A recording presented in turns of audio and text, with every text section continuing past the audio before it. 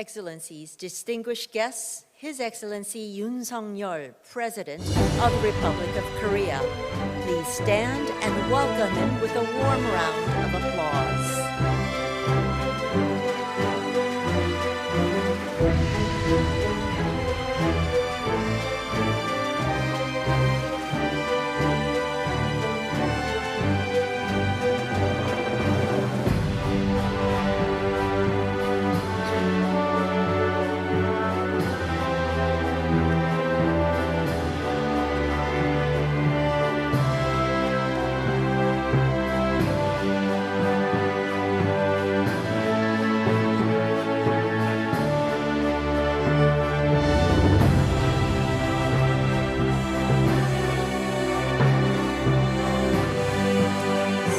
Ladies and gentlemen, if you could take your seats.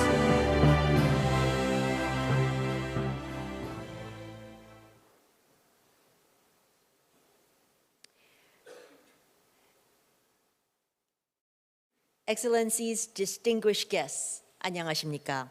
Welcome to the opening ceremony of the Ministerial Conference and Multi-Stakeholder Roundtable of the Third Summit for Democracy. Thank you for sharing your valuable time with us this morning to mark this momentous event. My name is Son Ji-ae, Ambassador for Cultural Cooperation at the Ministry of Foreign Affairs. I will be guiding you through this morning's events.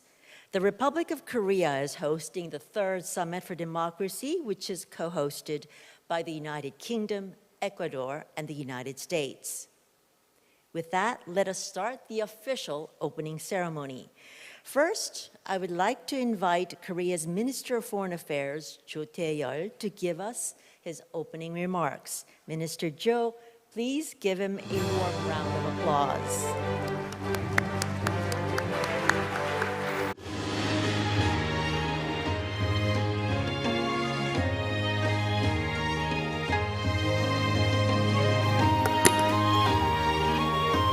Your Excellency President Yoon Suk-yeol, my fellow ministers, distinguished guests, ladies and gentlemen. It is indeed a great pleasure for me to welcome all of you to the Third Summit for Democracy. The Republic of Korea is privileged to co-host the inaugural day of this summit together with Ecuador, the United Kingdom, and the United States. The presence of numerous high-level officials today signifies our collective resolve to strengthen democracy globally. It would be remiss of me not to recognize the representatives of civil society, private sector, and academia present here today. After all, strengthening democracy is a multi-stakeholder endeavor, and I extend my special thanks to the platform for the engagement of civil society for their tireless preparation for this summit. Distinguished guests and ladies and gentlemen, we are gathered here today at a defining moment in our history. At a time when geopolitical tensions are escalating, our world is witnessing a retreat from democratic values, which in turn reshapes the international landscape in profound ways. The breakneck speed of technological innovation is adding another layer of complexity to this dynamic. The convergence of these developments will significantly influence the legacy we pass on to future generations, a legacy that will be shaped by our collective response to the challenges of today. In particular, the interplay of AI and digital technologies with democracy presents both unparalleled opportunities and formidable challenges. While these technologies enhance democratic engagement, they also amplify threats of misinformation, disinformation, and digital surveillance, undermining the very foundations of democratic societies. It is now upon us to steer this technological revolution in a way that upholds and promotes democratic values for the benefit of generations to come.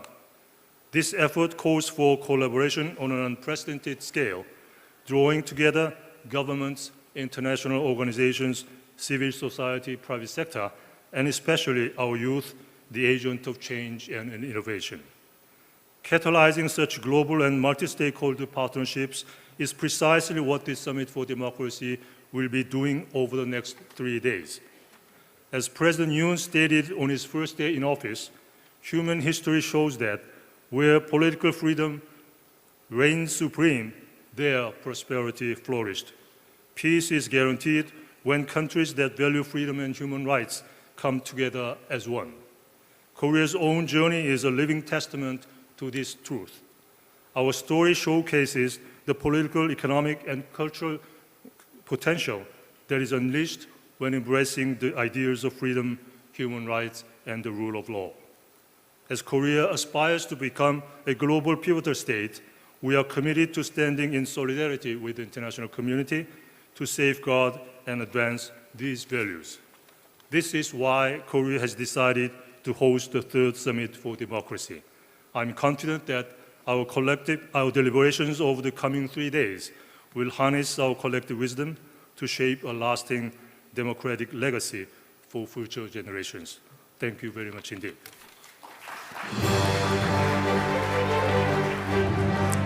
Thank you, Minister Cho. His inspiring remarks provide a great momentum as he raised the curtain of the third Summit for Democracy. Next, we have prepared a special video that will illustrate the theme of today's meeting. The video features a traditional Korean performance, the 마당놀이, a performance that has been carried on for centuries and allows everyone to freely participate and express their opinions, resembling the democratic values we pursue today. With that in mind, please turn your attention to the screen.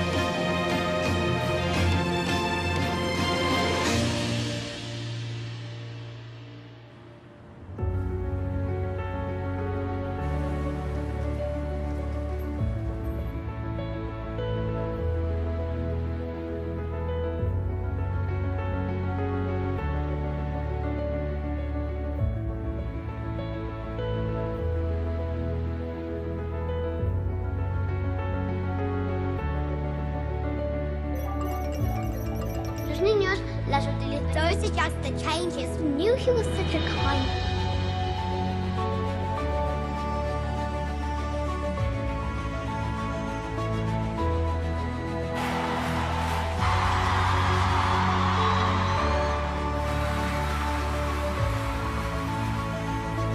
No matter who you are, where you're from, your skin color, across the country to organize blogging sessions for the residents to combat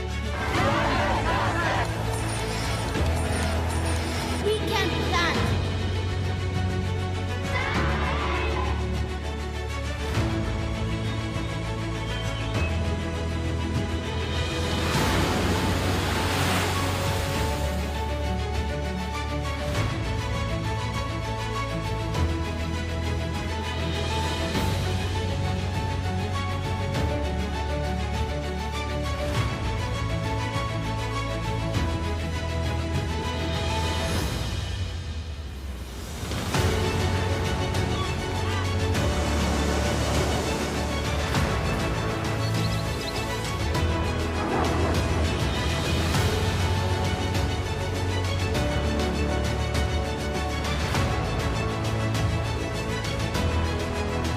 세계의 평화와 번영에 기여하며 독창적이고 매력적인 문화를 선물하는 나라가 됐습니다.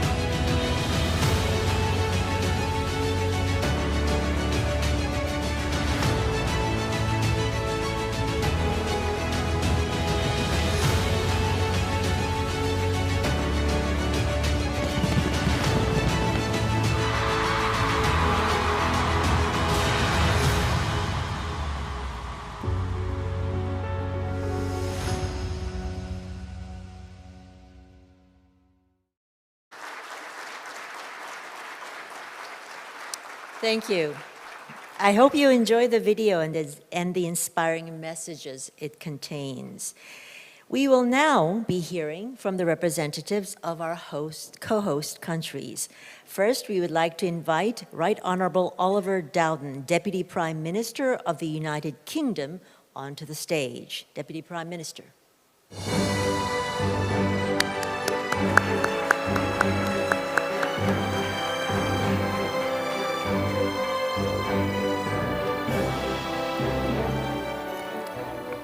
Thank you.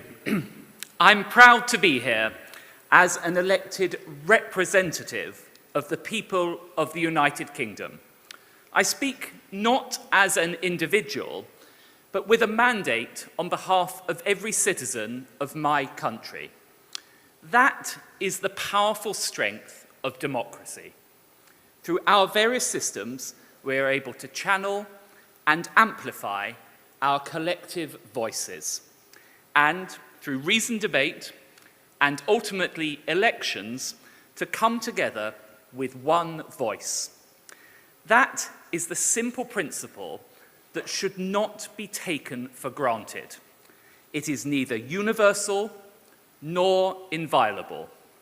Throughout our history, the United Kingdom has championed and fought to defend our democratic freedoms.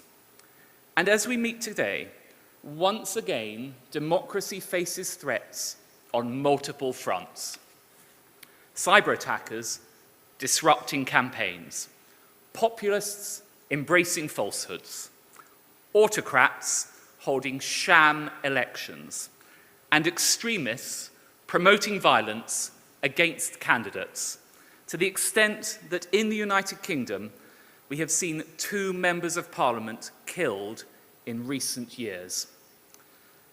These enemies of democracy seek to intimidate us, and yet the United Kingdom will remain steadfast in our efforts to combat them and to defend democratic principles around the world. This full spectrum of threats requires a full spectrum response: increased cyber defences, tackling mis- and disinformation, protections for candidates at home, and global consensus abroad. We will not be afraid to call out this malign activity wherever we see it. The collective power of democracies is what ultimately will defeat all those who seek to overthrow our systems. Together, we are greater than the sum of our parts. I want to thank the Republic of Korea for hosting this summit, and the United States in particular for their leadership on this issue. I look forward to our discussions in the coming days, and in particular, I welcome the focus on tackling the threat posed by artificial intelligence. As surely as artificial intelligence will bring rapid advances to all our lives, so too it has advanced the ability of those that seek to dupe and to deceive. The United Kingdom was therefore proud to lead the world in convening the first AI Safety Summit at Bletchley Park last year. And indeed, we are delighted that Korea will shortly be hosting the next one. The pace of progress and the globalized nature of this technology means that we need to redouble our research efforts, raise awareness of these threats, and deepen our collaboration. Together, we will reap the rewards today and safeguard and strengthen our democracy for many generations to come. Thank you. Thank you, Deputy Prime Minister, for your inspiring words. Next, we will have the honor of hearing from Her Excellency Gabriela Sommerfeld, the Minister of Foreign Affairs of Ecuador. Minister Sommerfeld?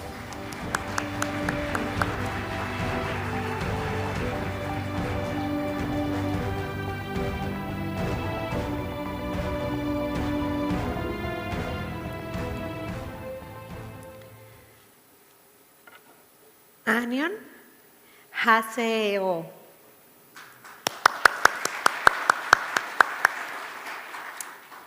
distinguished guests, leaders, and representatives of nations gathered here today. It is a great honor for me to extend a warm welcome to the Third Democracy Summit, which will be held on March 18 to 20th, 2024, in the beautiful Republic of Korea. I am pleased to note the presence of distinguished authorities who will accompany us during this summit, with the active participation of the President of the Republic of Korea, Mr. Yoon Suk Yeol, and Minister of Foreign Affairs of Korea, Mr. Cho Tae-yul, whose presence and leadership will be instrumental in guiding our discussions toward the path of collaboration and mutual understanding. At this critical time, we gather under the inspiring theme, Democracy for the Future Generations, reflecting our collective commitment to building a future where democracy flourishes as a source of equality, justice, and citizen participation. This summit stands as a beacon of hope and a space for productive dialogue, where we share our desire to understand the reality facing the generations to come. Beyond borders and differences, we are here to echo their voices, understand their challenges, and work together to build a more promising and equitable future.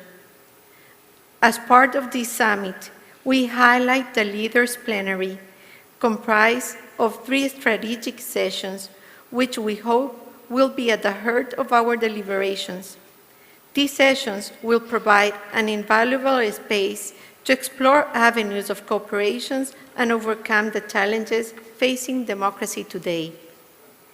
It is also important to underline that during the breaks between sessions, we will hear 2 special interventions from civil society, which will not only enrich our discussions, but will also provide a global platform for us to hear the different voices and visions of civil society.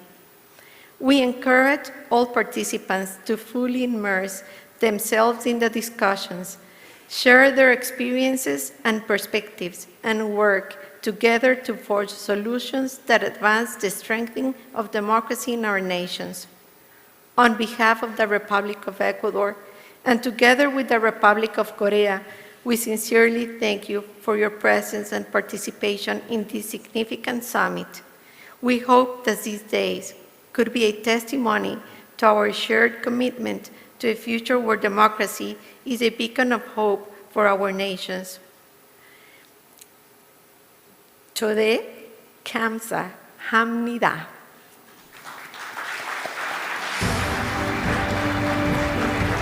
Thank you, Minister Sommerfeld, for your inspiring words.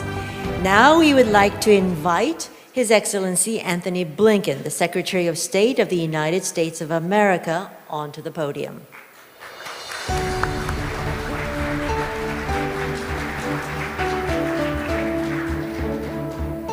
Thank you very, very much.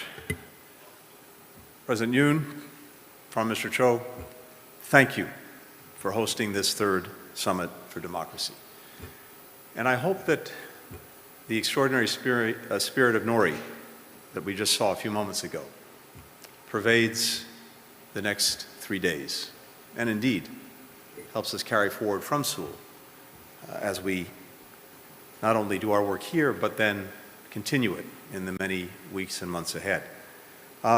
It's particularly fitting, in fact, it's even a little bit poignant that we're gathered here in Seoul, in Korea, for this 3rd Summit for Democracy, a nation that transformed over a single generation into one of the strongest, most dynamic democracies in the world, a champion of democracy for the world. I also want to thank our partners who are here with us today from the United Kingdom and Ecuador in helping to carry forward the banner of the Summit for Democracy. And everyone present today, thank you for being here. We come from nations large and small, east and west, developed and developing economies. But we're all united by a fierce conviction that democracy is the single most powerful tool for unleashing human potential and delivering results for our people.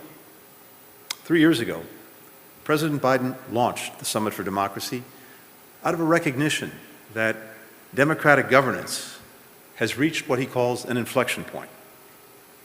There was a powerful wave of political opening around the world after the end of the Cold War, but that has been followed by nearly 2 decades of democratic backsliding. In many places, basic freedoms have eroded. Electoral rights have come under assault. Corruption has eaten away at hope. Under the summit banner, over the past 3 years, we have risen together to meet this challenge.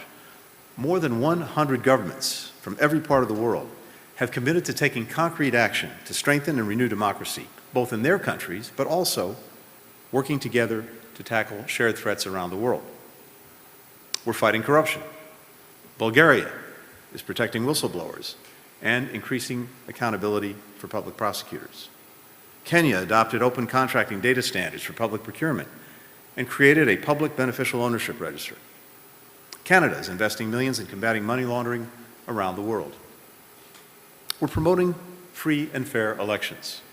Switzerland is supporting emerging democracies with technological expertise and guidance to reduce the risk of violence ahead of elections. Botswana is engaging regional bodies like the African Union and the regional economic communities to advocate for presidential term limits. Australia is providing electoral support to Southeast Asian and Pacific nations. We're protecting independent media and journalists. The United States has supported grants around more than a dozen countries to strengthen the long-term stability of media outlets through the International Fund for Public Interest Media. And we're improving the security of journalists, including those operating in exile under the Journalism Protection Platform. We're upholding and defending human rights. Nepal increased the statute of limitations to file a rape case. Czechia has begun a program to issue emergency visas for human rights defenders who may be under threat. The Bahamas launched a mobile tool to connect people with disabilities to services and employment opportunities. And critically, we are bringing partners outside of government into the important work of protecting and promoting democracy. The United States is launching a new national action plan on responsible business conduct. This plan sets out more than 40 concrete actions across the U.S. government to help ensure that the companies that we work with are actually upholding human rights. President Biden has made the defense of democracy a core pillar of American diplomacy because safeguarding and accelerating our democratic renewal at home requires that we help shape a world in which democracies can thrive. Shoring up traditional pillars of democracy is more important than ever. But we also need to show that democracy is responsive to our people's needs and can deliver on the issues that matter most in their lives and for their livelihoods, like the climate crisis, which for millions of people is literally an existential threat to their livelihoods today. Inclusive economic growth that protects the dignity of work and strengthens the economic competitiveness of democracies. Social rights like food, healthcare, education, housing. The rights and needs of the vulnerable and historically marginalized, women and girls, people living with disabilities, the LGBTQI+ community, religious and ethnic minorities, young people. Our democracy cannot be for some. It must be for all. That's why we're investing in new Summit for Democracy initiatives like the Youth Democracy Network to connect young democratic leaders across our countries. We need to be informed and animated by their needs, by their aspirations, and act on them if we want rising generations to support democratic societies. Revitalizing democracy will also require us to shape a technological future that's inclusive, that's rights-respecting, directed at driving progress in people's lives. As authoritarian and repressive regimes deploy technologies to undermine democracy and human rights, we need to ensure that technology sustains and supports democratic values and norms. A little bit later this morning, we'll have an opportunity to talk about ways to make sure that our technological progress, specifically artificial intelligence and digital tools, actually spur democratic renewal and do not undermine it. As President Biden often says, democracy doesn't happen by accident. We have to renew it constantly. And we have to confront our own shortcomings transparently, even when it's uncomfortable, even when it's painful. We do so secure in the knowledge that democracy is a shared aspiration for people around the world, and that demand for representative democracy remains strong. Safeguarding our democracies is a collective effort, one that depends on our governments and on our people working together. All people, all nations, all sectors have contributions to make, and none of us has a monopoly on ideas, never mind good ideas. And that's in a way the power of the Summit for Democracy. The ability to actually share and scale solutions, to catalyze collective action, to shift norms. In doing that, we continue to earn the confidence of our people and the confidence of the world in our democratic model. So, to everyone here, thank you. Thank you for your engagement. Thank you for your leadership each and every day by each and every country here. And looking around this room, hearing the commitments from so many partners, I remain more than optimistic that we will meet the challenge of this moment. Thank you very much.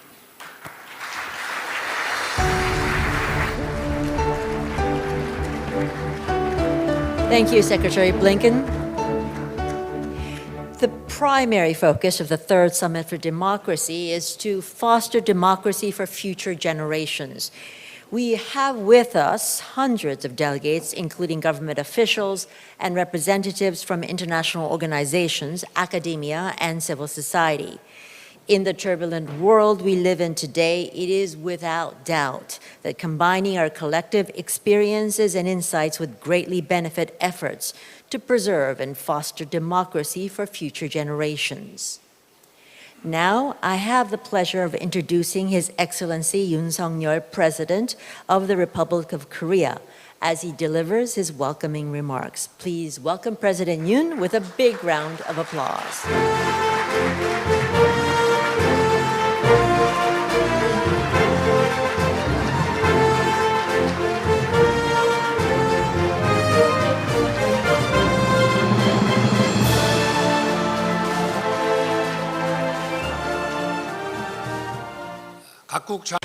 Ministers, distinguished guests from home and abroad, I would like to extend a warm welcome to our distinguished participants. Thank you for joining us at the Ministerial Conference of the Third Summit for Democracy. It is a great pleasure to join you at this gathering of government representatives from countries that share universal values, along with individuals from across societies who have dedicated themselves for the advancement of democracy. It is no coincidence that you, the guardians of democracy from across the globe, are gathered here in Seoul to discuss democracy for future generations. Just 70 years ago, Seoul was devastated by an invasion from communist totalitarian forces. South Korea has risen from the ashes and continued to advance democracy based on a firm belief in the universal values of freedom, human rights, and the rule of law. The freedom and peace that democracy has brought has allowed creativity and innovation to flourish, leading to the prosperity and affluence Korea enjoys today. Through this year's Summit for Democracy, we look forward to sharing Korea's experience in advancing democracy and discussing ways to work together in solidarity and cooperation for an even better democracy in the future. Distinguished guests, the ultimate role of nations and governments is to make the world a better place. To this end, politics and governments must consider what to prepare for future generations and the role we should play for them. The younger generation are able to see the world with unbiased and just eyes and can best represent the diverse needs of our society for the future. They should be our partners in national affairs, and we should strive to ensure that their voices are reflected in all aspects of national affairs. We need to empower the younger generation to innovate and expand opportunities for them to take on bigger goals. A vibrant democracy that fosters freedom and creativity of individuals will be a catalyst for expanding the capacity of and opportunities for the younger generation. By doing so, our future generations will have a stronger belief in democracy. Distinguished participants, another point I would like to discuss is the correlation between new digital technologies and democracy. The theme of today's ministerial, AI and digital technology, leads us to think about how digital technologies are like double-edged swords adding convenience to our lives, but also creating a crisis for democracy.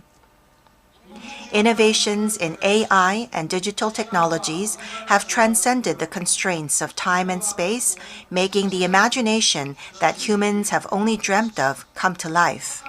On the other hand, fake news and misinformation and disinformation utilizing AI and digital technologies not only violate the freedom and human rights of individuals, but also threaten democratic systems. Gaps in digital skills between countries act to widen the economic divide, which in turn widens the democracy gap. Last September, I attended the Digital Vision Forum in New York, where the Digital Bill of Rights was presented as a set of values and principles for a digital society enjoying joint prosperity. It recognizes that digital technologies, including AI, should contribute to expanding human freedom to the fullest possible extent, and that benefits created by digital technologies should be enjoyed by all. The bill also emphasizes that digital technology should not jeopardize the security of individuals and societies. It also stresses that digital transformation should continue for sustainable prosperity, and that international community unite to ensure AI and digital technologies contribute to global peace and prosperity. With a stern sense of duty, let us share our experiences and gather our wisdom to ensure that AI and new digital technologies contribute to advancing democracy while safeguarding the security of individuals and societies. Distinguished participants, democracy cannot be safeguarded by the efforts of any one country alone, nor any one person. I sincerely look forward to the Third Summit for Democracy to serve as a platform for solidarity to realize democracy for future generations. Thank you.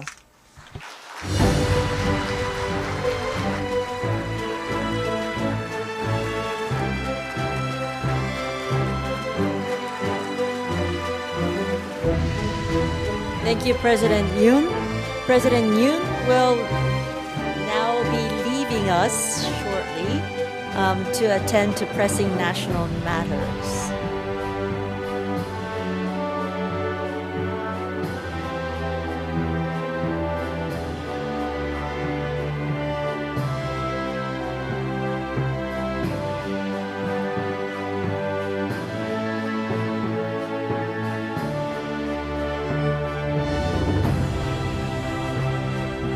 We ask that everyone else in the meeting stay in their seats as he exits.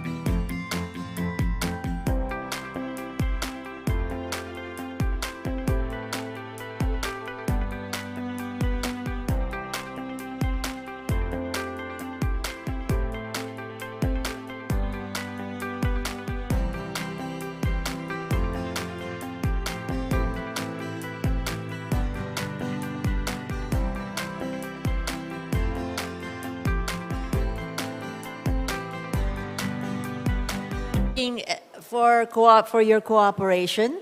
We will now start our ministerial conference. To open our ministerial conference, we have prepared a special video announcing a new and impactful initiative, the Peace, Justice, and Inclusive Society Startup Competition.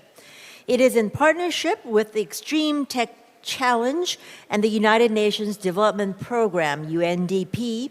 The Korean government will launch a tech challenge for startups around the world with tech solutions addressing Sustainable Development Goal number 16. If you could turn your attention to the screen. The government of the Republic of Korea, in partnership with Extreme Tech Challenge and the United Nations Development Program, invites tech startups from around the world to apply to a groundbreaking initiative, the Peace, Justice and Inclusive Society Tech Competition. Extreme Tech Challenge is the world's largest startup innovation ecosystem.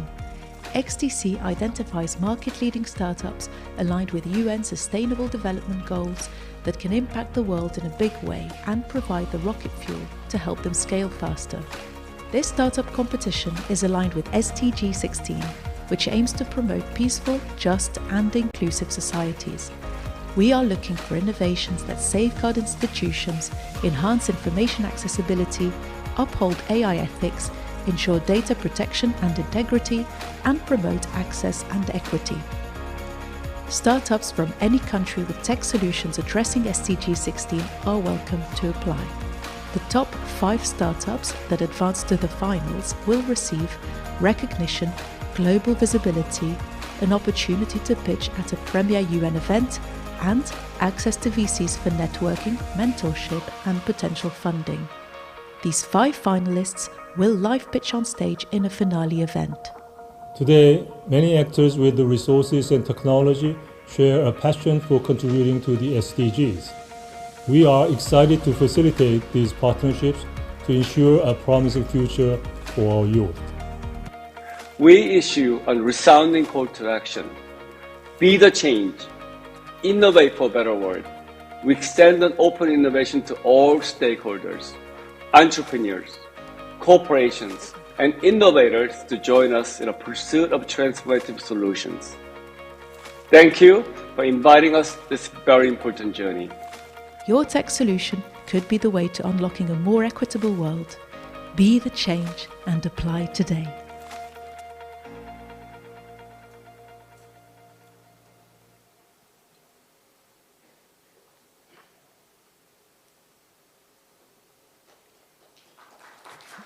Thank you. It looks like a very exciting challenge. I hope that many young startups will be able to participate.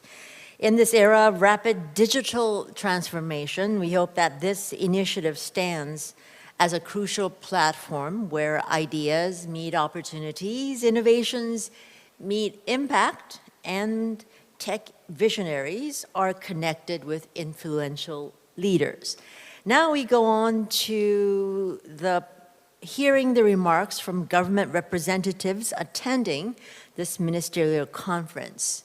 And for that, number one, we would like to invite Her Excellency Maria Gabriela Sommerfeld, the Minister of Foreign Affairs of Ecuador, onto the podium. Thank you.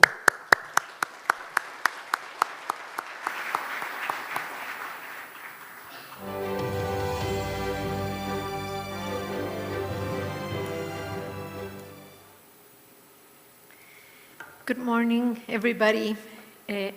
Again, authorities. I'm very pleased to be here. It is a profound honor to address this esteemed assembly at the Third Summit for Democracy, representing Ecuador, a nation committed to the principles of citizen security, freedom of expression, and the reinforcement of genuine democracy. My gratitude goes to Minister Cho Tae-yul of the Republic of Korea for facilitating this platform, where we unite to confront the challenges and opportunities that the digital era presents to democratic governance worldwide. Recent advances in artificial intelligence and digital technologies mark a significant era. These developments promise to reshape our societies, enhance governance, and improve public services.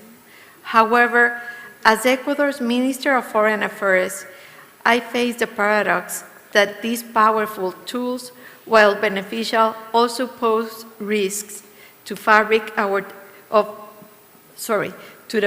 of our democracies. Ecuador, like other nations, is navigating the challenges of a digitalized society.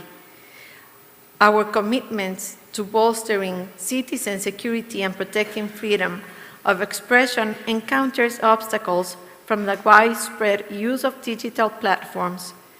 These platforms, despite providing access to information, can also spread misinformation, enable cyberattacks, and foster divisive content, all of which erode public trust, disrupt democratic discourse, and compromise the integrity of our elections. The misuse of artificial intelligence, with its ability to generate convincing false information and impersonate real individuals, presents deep ethical and societal concerns. It challenges our ability to distinguish truth from fiction, fueling political polarization and social unrest. This undermines our pursuit of informed public debate and threatens the transparency and accountability essential for democracy. In facing these challenges, Ecuador's approach is clear. We advocate for global collaborations to harness artificial intelligence and digital technologies benefit while mitigating their risks. This includes developing international norms and ethical guidelines to ensure these technologies serve the public interest and strengthen democratic values. We also emphasize the importance of digital literacy and education to empower our citizens to critically navigate the digital landscape. Ecuador is committed to educational initiatives that equip our populace with the necessary skills for safe and effective engagement with digital technologies, fostering a resilient and informed citizenry that contributes to a dynamic democratic society. Additionally, we underscore the necessity for robust digital infrastructure that provides equitable technology access to all, addressing the digital divide that threatens to leave vulnerable populations behind. Enhancing connectivity and technological access aims to amplify the voices of all Ecuadorians, reinforcing our democratic institutions through inclusive participation. Ecuador invites international partners, technology companies, and civil society to collaborate in addressing digitalization challenges. By working together, we can devise strategies that not only counteract artificial intelligence and digital technology threats, but also utilize these tools to strengthen democracy, promote social cohesion, and secure the freedoms of our citizens. The role of international cooperation in capacity building is vital. Developed countries, as leading innovators in digital technology, have a crucial role in supporting countries like Ecuador.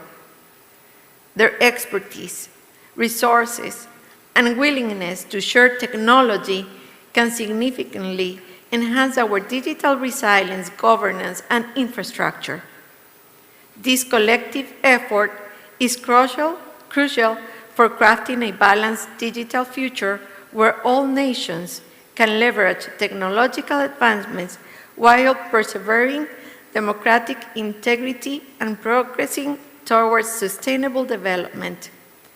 As we advance, let us embrace AI and digital technologies as agents of positive change, guided by ethical development, inclusivity, and respect for democratic values.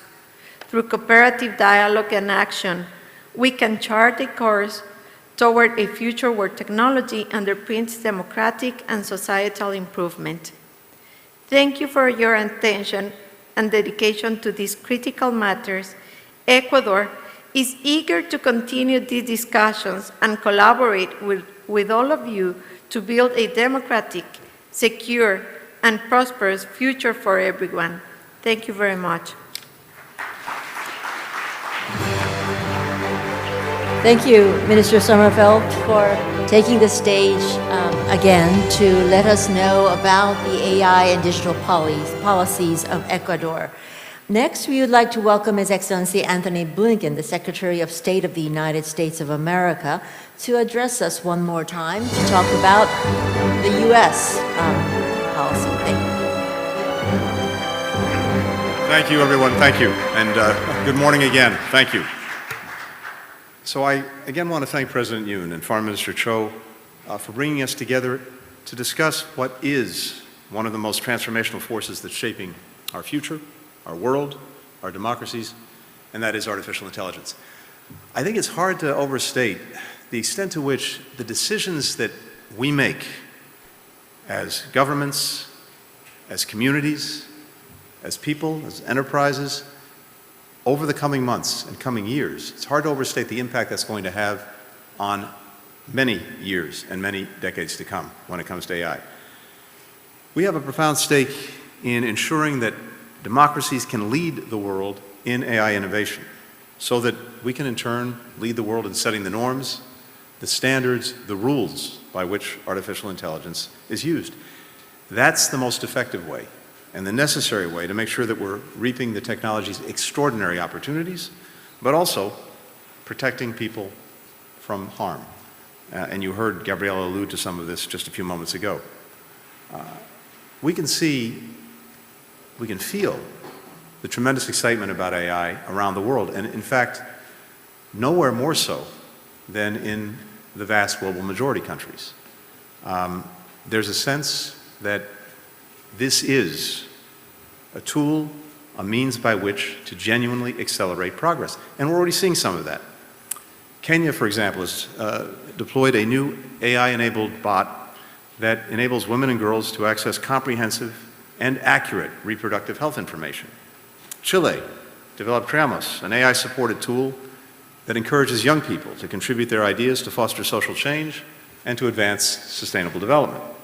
In Ukraine, an anti-corruption organization and tech companies came together on an AI-enabled system to accurately document attacks on cultural heritage and civilian infrastructure, which is strengthening Ukraine's prosecution of war crimes.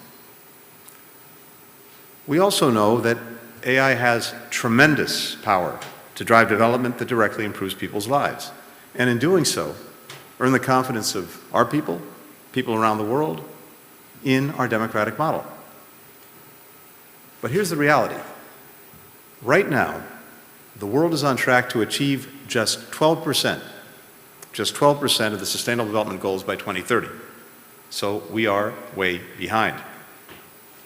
But AI could accelerate progress on 80% of the goals, from improving agricultural productivity, to combating hunger, to detecting and preventing outbreaks of disease, to accelerating our clean energy transition that creates jobs and protects our planet at the same time. And as I'm traveling around the world, at least, what I'm hearing again and again and again is optimism about the potential for AI. Democracies are positioned to harness that optimism. But AI is also a critical arena in which democracy is being challenged. So while we seek to harness the power of AI and other digital technologies for good, some governments are abusing those same technologies to do just the opposite. They're using AI tools like facial recognition and bots to surveil their own citizens, harass journalists, human rights defenders, and political dissidents, spread mis- and disinformation that undermines free and fair elections, or sets one segment of our societies against another. Our democracies are hardly immune to the harms from AI misuse and failure, including impacts from the choices that tech companies make in deploying their innovations, from our citizens being able to access fewer and less diverse media sources because of the failures of AI-enabled search engines, to discrimination and bias that disproportionately affect racial and ethnic minorities. The United States is determined to shape the terms of our technological future in a way that's inclusive, rights-respecting, that sustains democratic values and democratic institutions. We've made historic investments in our technological capabilities and those of our democratic partners. At the same time, we're pairing those investments with efforts to lead on the governance of artificial intelligence. Those include an executive order strengthening AI safety and security, privacy protections, and equity and civil rights while promoting innovation. We've also set out an AI risk management framework, a blueprint for an AI Bill of Rights, a new AI Safety Institute, voluntary commitments endorsed by 15 top tech companies, and an international code of conduct for organizations developing advanced AI systems. We're building broad and inclusive support to uphold safe, secure, and trustworthy AI. Just this week, the United Nations is set to adopt the first ever standalone resolution on AI, focused on ensuring that AI is developed to advance sustainable development and actually deliver progress in people's lives. This resolution is led by the United States. It's now co-sponsored by more than 75 countries. And to those who have not yet joined, we really invite you to do so. This unity reflects a strong global consensus in support of two equally important goals: that AI is safe, secure, and trustworthy, and that its benefits are actually shared by all. We must support governance and capacity building that narrows the digital divide. AI is just one component of our broader democratic approach to technology. We're countering government surveillance and the misuse of spyware. Last year, President Biden issued an executive order prohibiting the use of commercial spyware by the United States government when its use poses security risks to our country or where it could lead to misuse by a foreign actor, including to carry out human rights abuse or to suppress civil liberties. 6 countries just signed on to our joint statement on the proliferation and misuse of commercial spyware. They join a 17-member strong coalition that's collaborating to make sure that spyware is used consistent with respect for universal human rights and for basic freedoms. We're defending human rights defenders online. Today, we're releasing first-of-its-kind guidance to give technology companies the tools to help prevent, mitigate, and seek justice for attacks on human rights defenders online. We're protecting access to a free and open internet. Since 2023, the US government has supported 30 million users of circumvention tools, like VPNs, to get around government internet blackouts each month through the Surge and Sustain Fund for Anti-Censorship Technology. The stakes of this work could not be greater. But again, seeing everyone here today, seeing the work that we'll be doing over the next 3 days, the information we'll be sharing, the best practices we'll be working on together, that again gives me confidence that this is a challenge that we can not only embrace, but that we can succeed in meeting. If we can harness all of the extraordinary potential, all of the extraordinary good in AI, while mitigating the downsides, we will advance progress for people in all of our countries and around the world. It's a tremendous responsibility, but we have to meet it in this moment because, again, I'll close with this. This is moving so fast.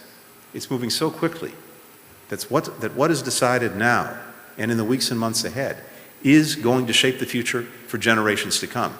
So there's urgency to this effort, and we'll be much more effective, much stronger when we work together. Thank you. Thank you, Secretary Blinken, for conveying the urgency of the task we have in hand. Next, we would like to welcome Her Excellency Vera Jourova, Vice President for Values and Transparency of the European Commission.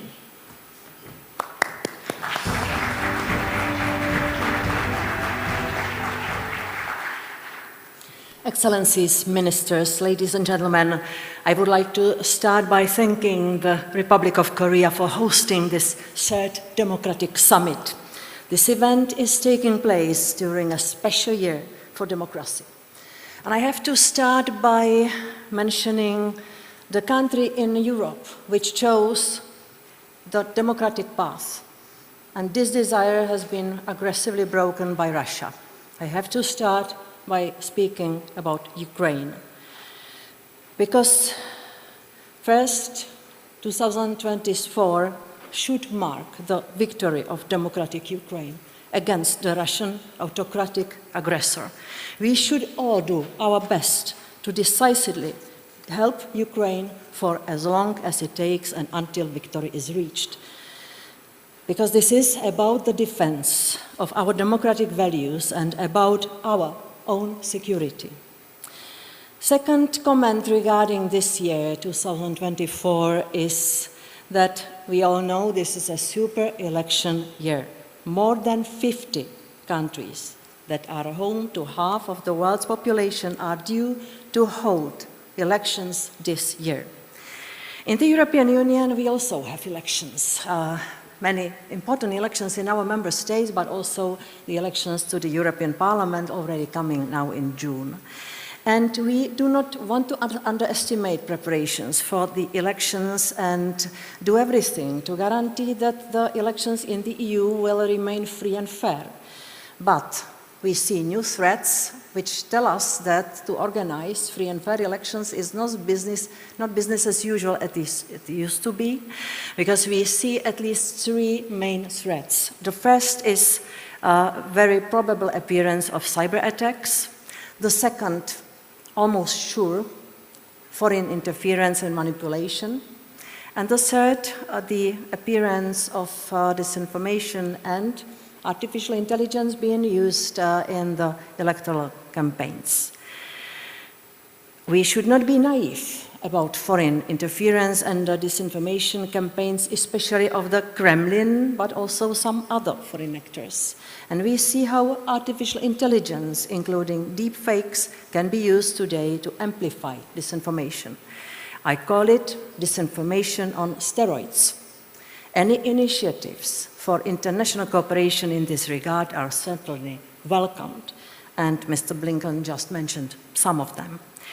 In the European Union, we have created quite solid shield against these kinds of threats over the past years, but of course there is no place for complacency. We have adopted key pieces of legislation to make our information space healthier and safer. Let me mention the Digital Services Act, which is a new piece of legislation which obliges the platforms to assess the risks to elections and to mitigate those risks. After years of discussing whether the digital platforms did not grab too much power, we decided to admit that and balance the power of the digital platforms with sufficient level of responsibility. And this is exactly what the Digital Services Act is about. Enforcement is ongoing, and the European Commission is doing a big part of it. The second is the AI Act, which has been recently adopted, which includes very important transparency requirements. In our AI Act, we focus especially on the things where we would like to decrease the level of the risk, not to enable the AI technologies to create new kind of biases, to copy-paste injustice and imperfections from a real world into the AI sphere.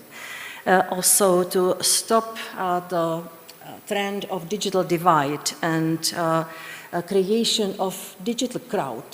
Everything we do in the EU in this part of our work, especially in the legislation, is that we want to protect every individual, not the crowd, which is easy to manipulate. I think that this was already seen in our GDPR, in the General Data Protection Regulation.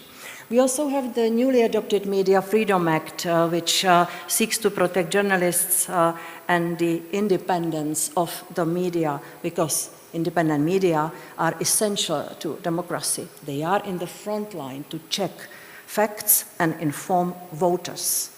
When we speak about the fight against disinformation, we always speak about the desire to have the facts right, not to correct somebody's opinions. This is absolutely key principle which you can see throughout everything we are doing.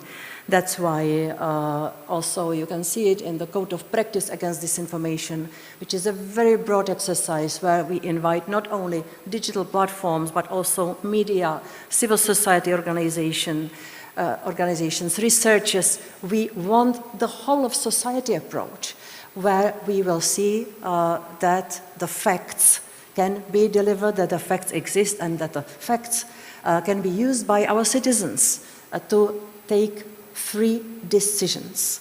So less manipulation and more trustworthy information for our citizens. This is an absolutely key principle which we follow. We appreciate the efforts of the digital platforms, for instance, which they showed in Munich conference when they committed to label the deepfakes or remove deepfakes before elections in the final stage of the campaign.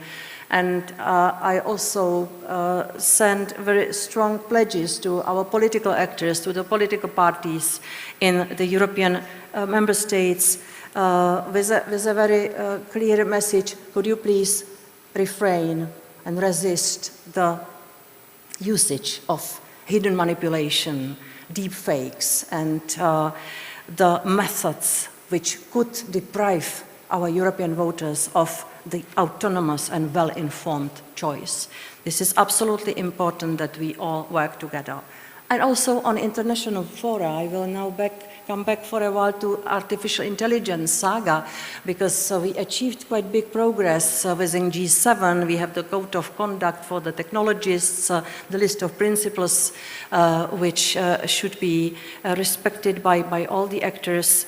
The European Union also was present through my participation in the conference in Bletchley in United Kingdom, where also China was invited, because when we speak about security of AI, this is, ladies and gentlemen, a global issue. This is not the issue for one country or for one continent. That's why I think especially AI security is a very important task for all of us who have influence in the world. In democracy, the most cherished currency is trust. You might agree with me. Trust which is undermined by disinformation and other attacks against the integrity of elections. We all have to do more, public and private actors, to restore trust and protect elections. And as some of the speakers before me said, protecting democracy is everyday work. This is not something as a luxurious thing to be done every other day. Every day, and strong intensity, because our democratic system is now under historically strong stress test. Thank you very much. Thank you for pointing out EU's digital policies, especially in this year of the elections. Next, we have His Excellency Tit Risalo, the Minister of Economic Affairs and Information Technology of Estonia. His Excellency.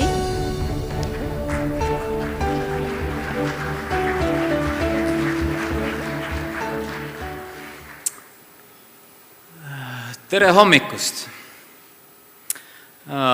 Your Excellencies, dear friends, I come from Estonia. From a cold and faraway place somewhere near the end of the world. And if we look at the history of Estonia, we have been living in the same place, the archaeology tells us, approximately 5,000 years. We don't exactly know what happened the first 4,000 years, but we are pretty sure about what happened during the last 1,000. And during this last 1,000 years, we have managed to be independent a mere 50 years. So the last period after 1991, when Soviet Union fell apart. And so with these last 30 years, we came from nothing. We didn't have anything. We had a devastated economy. We didn't have major natural resources, and actually no capital also. But now, today in 2024, we're a proud member of the global community. We are in top 10 list in a lot of criteria. And if you look or start to analyze what is the main pillar of this success, the conclusion is that it is democracy. Only democracy has enabled us to make this, huge leap forward.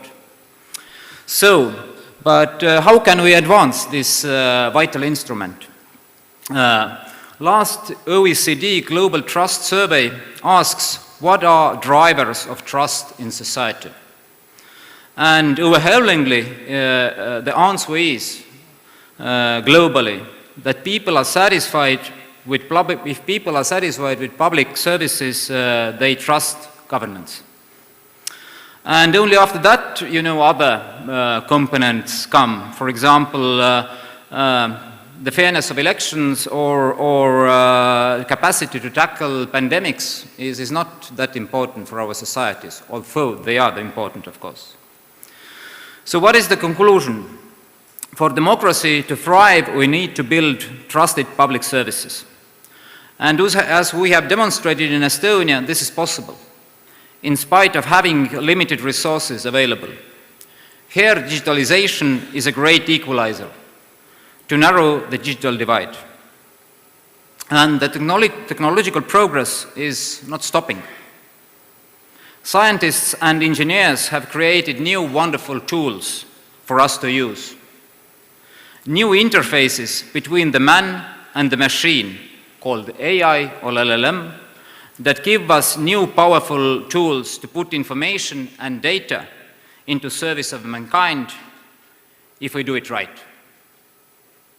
We in Estonia are ready to embark to this fantastic journey into a new brave world, into personalized states that empower our citizens for self-fulfillment, whatever their dreams are. As a matter of fact, we have started already. Some years ago, more than 100 AI-based solutions are up and running in the Estonian public sector. But to succeed in this globalized world, we need good traveling companions to create trusted connectivity. So let's join our forces and knowledge for the sake of democracy and peace. Thank you.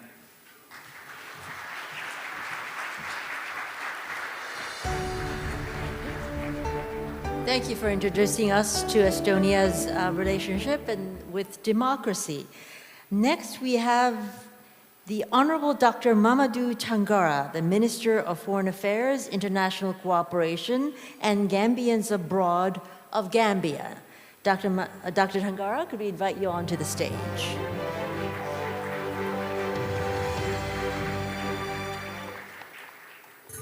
Thank you very much.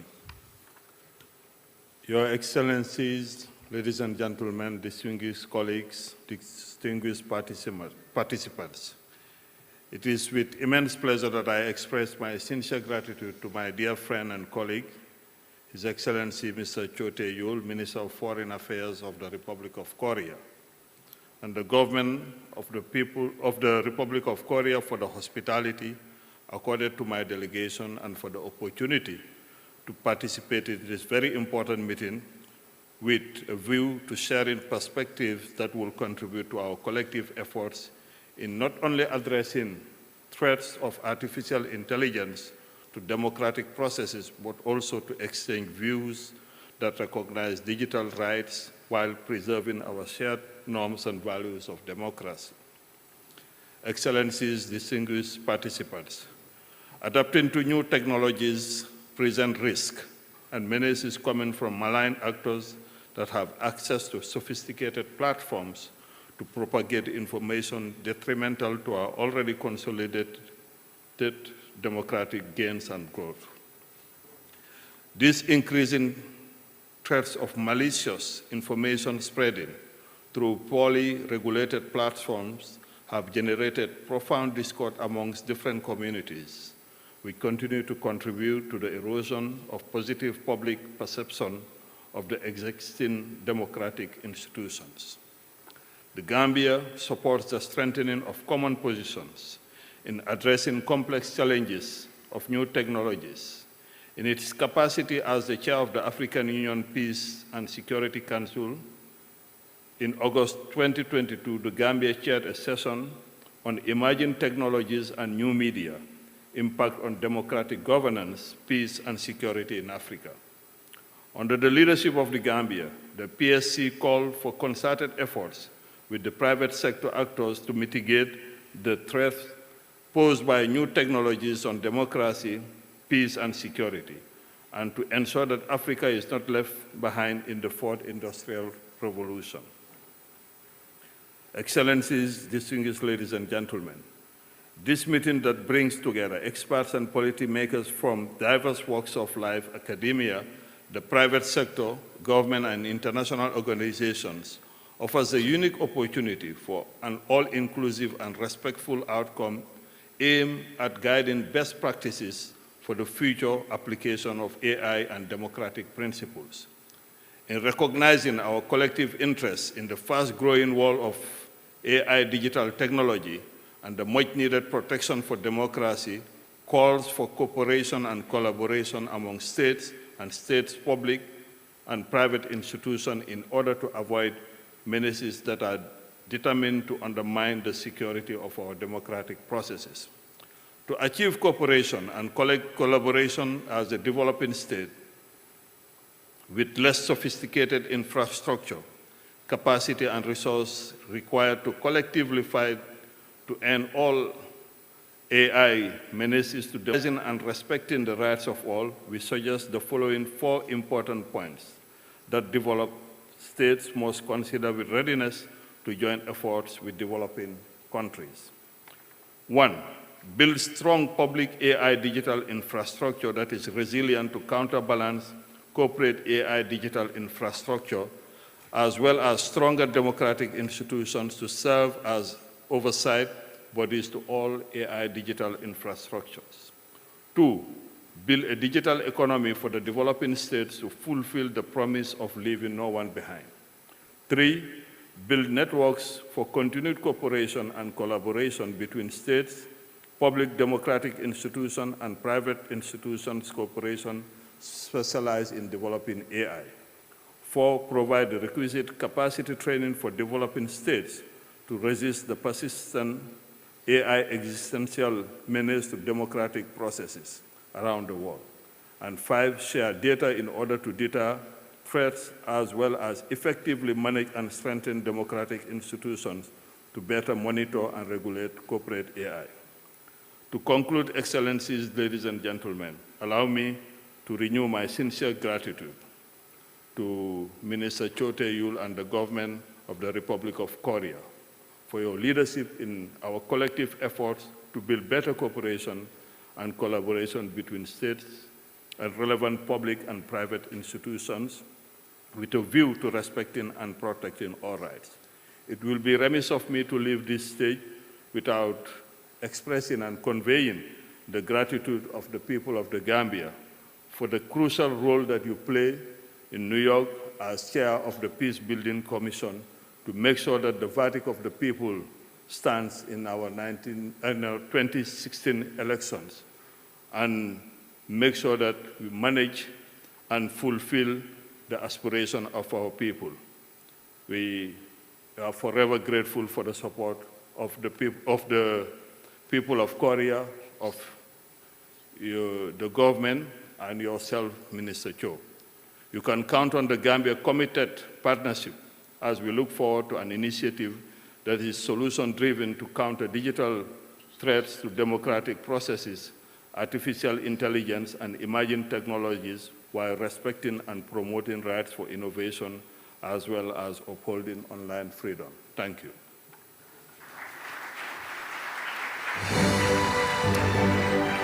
Thank you for outlining some of the policies needed to address some of the digital technology challenges faced by Gambia. Next, we'll have the Honorable Hugh Hilton Todd, the Minister of Foreign Affairs and International Cooperation of Guyana.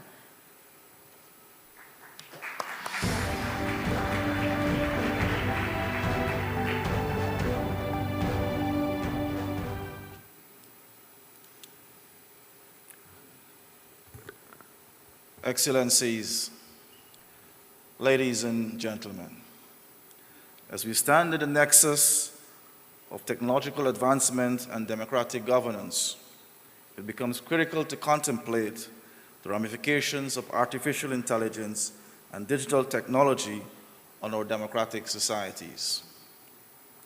AI exerts profound influence on democracies, offering both challenges and opportunities, particularly for small states like Guyana. AI is a critical subject that can represent an enormous threat to our security apparatus, thus advocating for the careful navigation of this landscape and fostering collaboration are paramount. Guyana recognizes the transformative potential of AI and digital technology in enhancing efficacy and efficiency of our democratic institutions. However, we are equally cognizant of the risks and the pitfalls associated with its rapid proliferation. Small states, in particular, face significant threats to their security apparatus due to the capabilities of AI. We observed AI-powered algorithms being exploited to spread misinformation, sway public opinion, and undermine the integrity of democracy. Moreover, the utilization of AI for surveillance raises concerns about privacy and civil liberties within democratic nations. The integration of AI into governmental decision-making processes also poses challenges related to accountability, transparency, and the potential for bias in automated decision-making. We reflect on Mehem and Kaplan, two professors, in their 2019 article entitled Artificial Intelligence, Risks to Privacy and Democracy, posited that perhaps the biggest social cost of the new technological era of AI is the erosion of trust in and control over democratic institutions. They went on to say, as more and more public institutions, public functions are privatized, the scope for constitutional rights diminishes.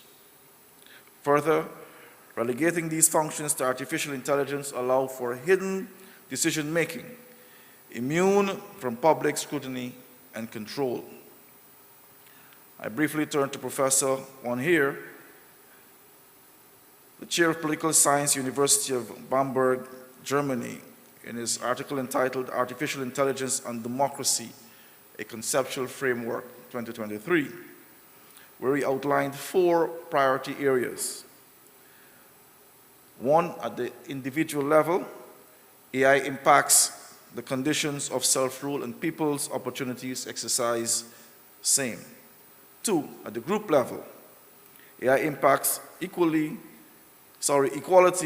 of rights among different groups of people in society. At the 3rd level, he argued that at the institutional level, AI impacts perception of elections as a fair and open mechanism for channeling and managing political conflict. And 4thly, at the systems level, AI impacts competition between democratic and autocratic systems of government. In 2023, the AI readiness, that is how capable nation states are in treating with AI, 193 governments were assessed by Oxford Insights. This index considers 3 pillars: government, technology sector, and data and infrastructure, comprising 39 indicators across 10 dimensions. Latin America and the Caribbean is ranked 6 out of the 9 regions assessed, with an average of 41.5 out of 100. That's the score for the region, with the best performing country being that of Brazil, with a score of 63.7. The worst being Haiti, with a score of 21.97. Guyana scored 36.85. So if you look at Guyana as a small state with inherent vulnerabilities, like all small states, we still have some ways to go in being able to build capacity to be able to treat with the rapid advancement of AI. In general, the Oxford Insights team thought that the region appeared to be lagging in innovation, capacity dimension of technology dimension. In my own country, His Excellency Dr. Mohammed Irfan Ali, President of the Cooperative Republic of Guyana, has stated that artificial intelligence and digitalization are critical to competitiveness and sustainability. Therefore, in that regard, my government is working to create a legislative environment to manage AI and digitization. Equally, our national university, the University of Guyana, has also drafted an artificial intelligence education policy. Excellencies, ladies and gentlemen, modern democracies spanned industrialized economies, emerging economies, and developing economies. Within the strata of developing economies, we have small states, and in some cases, you have micro-states. The challenge that we face going forward in preserving democracy, freedoms, the right to choose, the credibility of elections, are all placed at the feet of all like-minded democratic nations. This is not only about self-interest. This speaks to global governance. And as democracies, we will have to come together, united, to ensure that we can confront not only the challenges, but united as one to take full advantage of the opportunities presented by artificial intelligence so that we can speak to the preservation not only of our democracies, but the preservation of humanity. I thank you.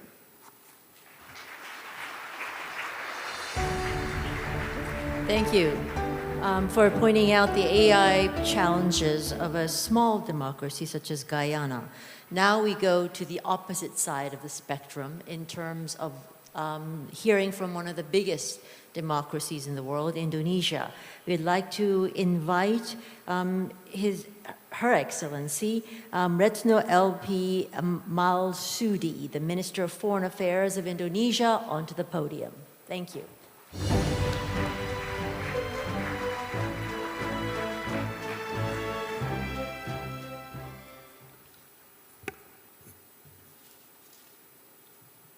Bismillahirrahmanirrahim. Let me start by conveying a happy and blessed Ramadan to Muslims all over the world. It is very unfortunate that those living in Gaza remain to suffer severely even during this holy month of Ramadan. A ceasefire, unhindered humanitarian assistance are very important and needs your support. Minister Cho, colleagues, all of us here do believe in democracy. All of us here also realize that democracy is facing many challenges. But do not give up. Instead, let us make it better. Let us make democracy delivers for the people, as the interest of the people is always at the very center of democracy, and we all have the responsibility to prevent a failed democracy.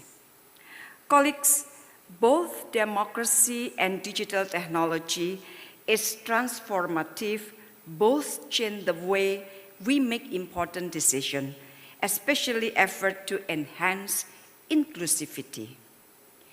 Rather than being a threat toward democracy, AI should enhance democracy in its modern application. 3 important steps to ensure this goal.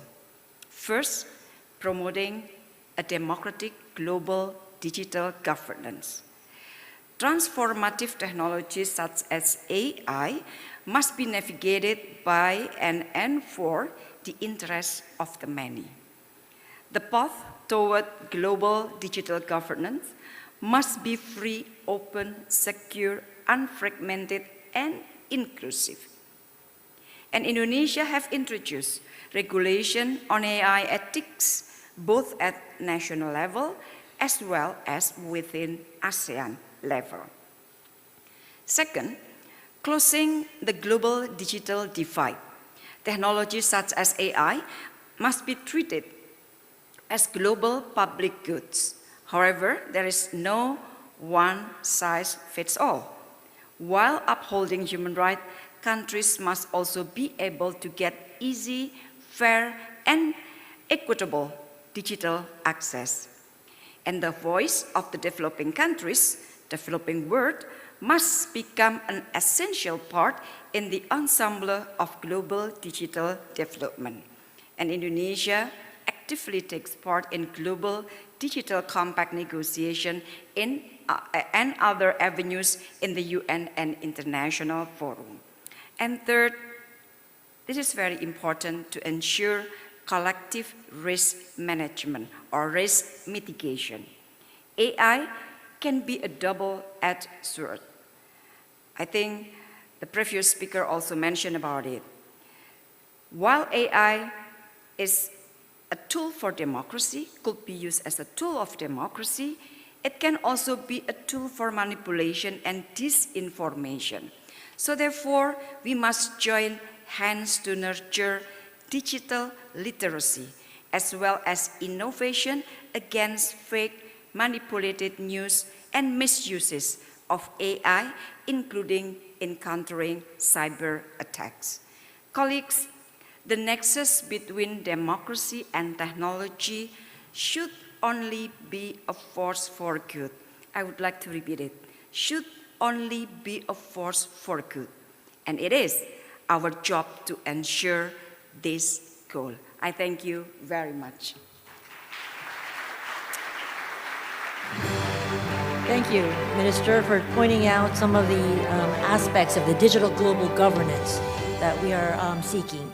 Next, we will be hearing from the Honorable Manish Gobind, the Minister of Foreign Affairs, Regional Integration and International Trade of Mauritius.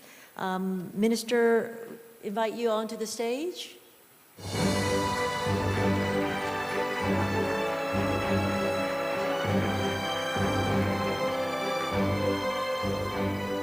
Thank you, Madam Director. Very good morning to all of you. It is an immense honor for me to participate in the third Summit for Democracy hosted by the Government of the Republic of Korea. And I would like to start to express thanks to the Government of Korea for the warm welcome and the generous hospitality extended to me and to my delegation. I would also like to express thanks to the co-hosts, namely Ecuador, the United Kingdom, and the United States of America for organizing this third Summit on Democracy.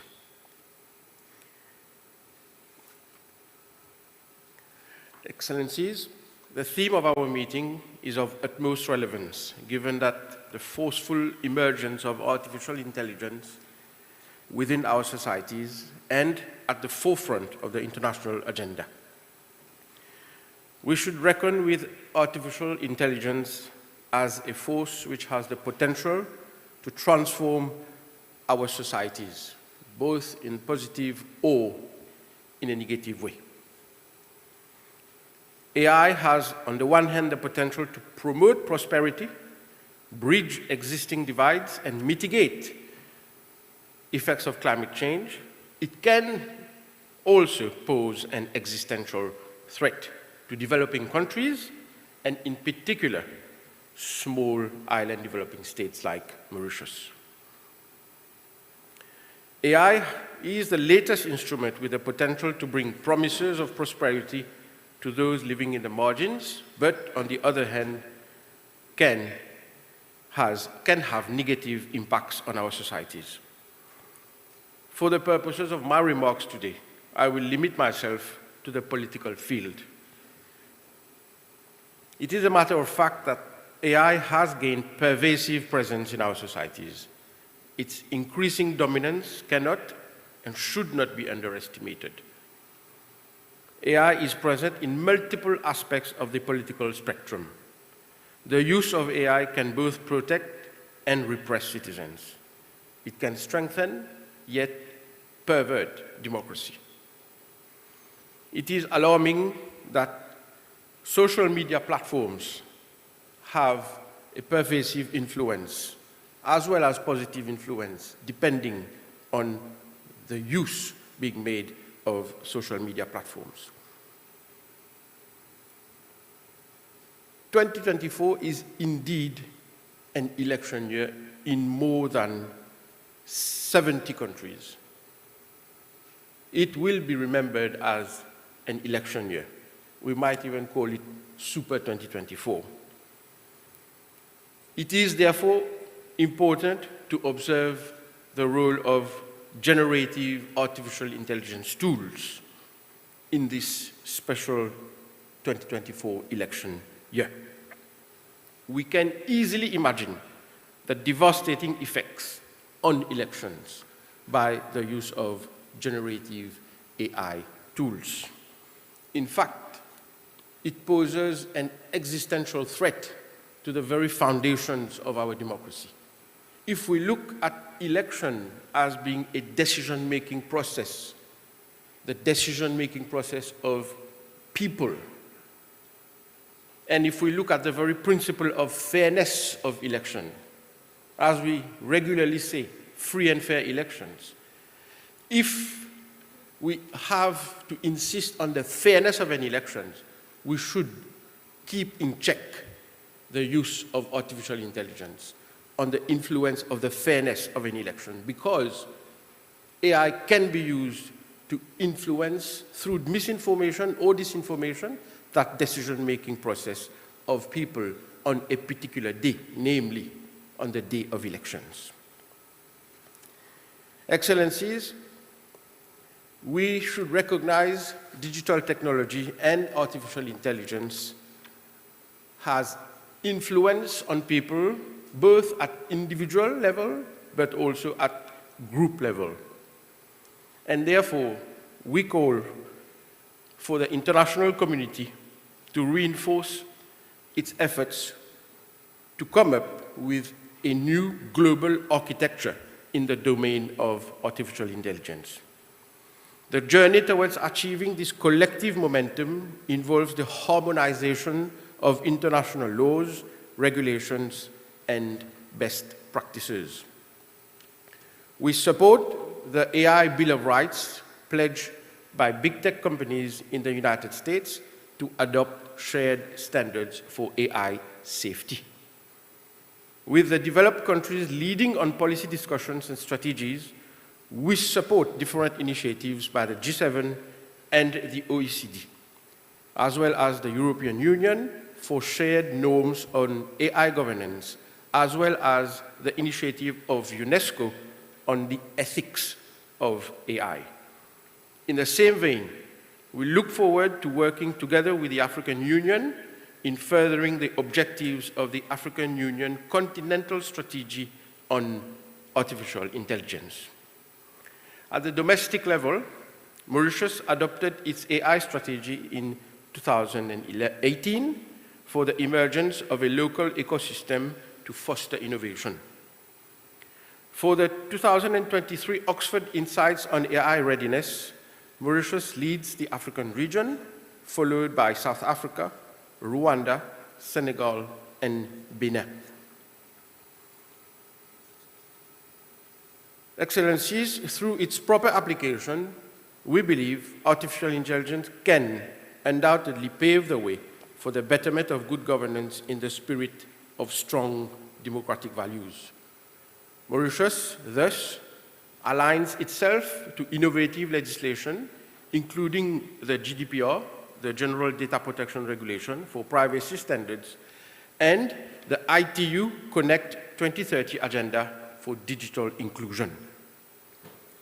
Mauritius, furthermore, looks forward to the establishment of consortiums for digital standards and the launching of inclusive digital literacy programs.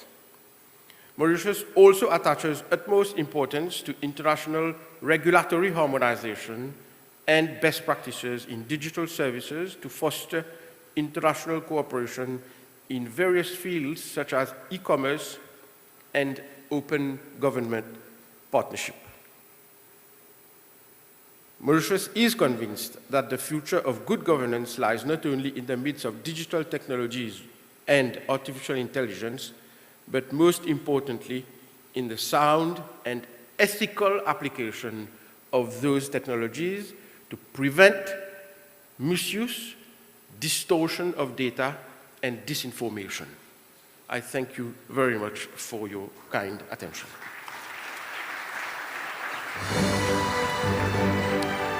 Thank you, Minister, for pointing out the AI challenges facing Mauritius and calls for the collective moves to address these challenges. Next, we'll be hearing from His Excellency Atlan Niam Osor, the Minister of Digital Development and Communication of Mongolia. Minister?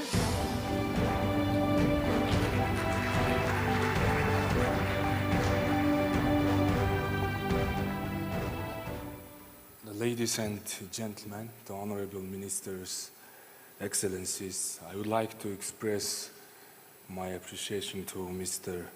Cho Tae-yul, the Minister of Foreign Affairs of the Republic of Korea, for organizing the third summit for democracy in your beautiful country. It's my great pleasure and honor to address such distinguished guests today.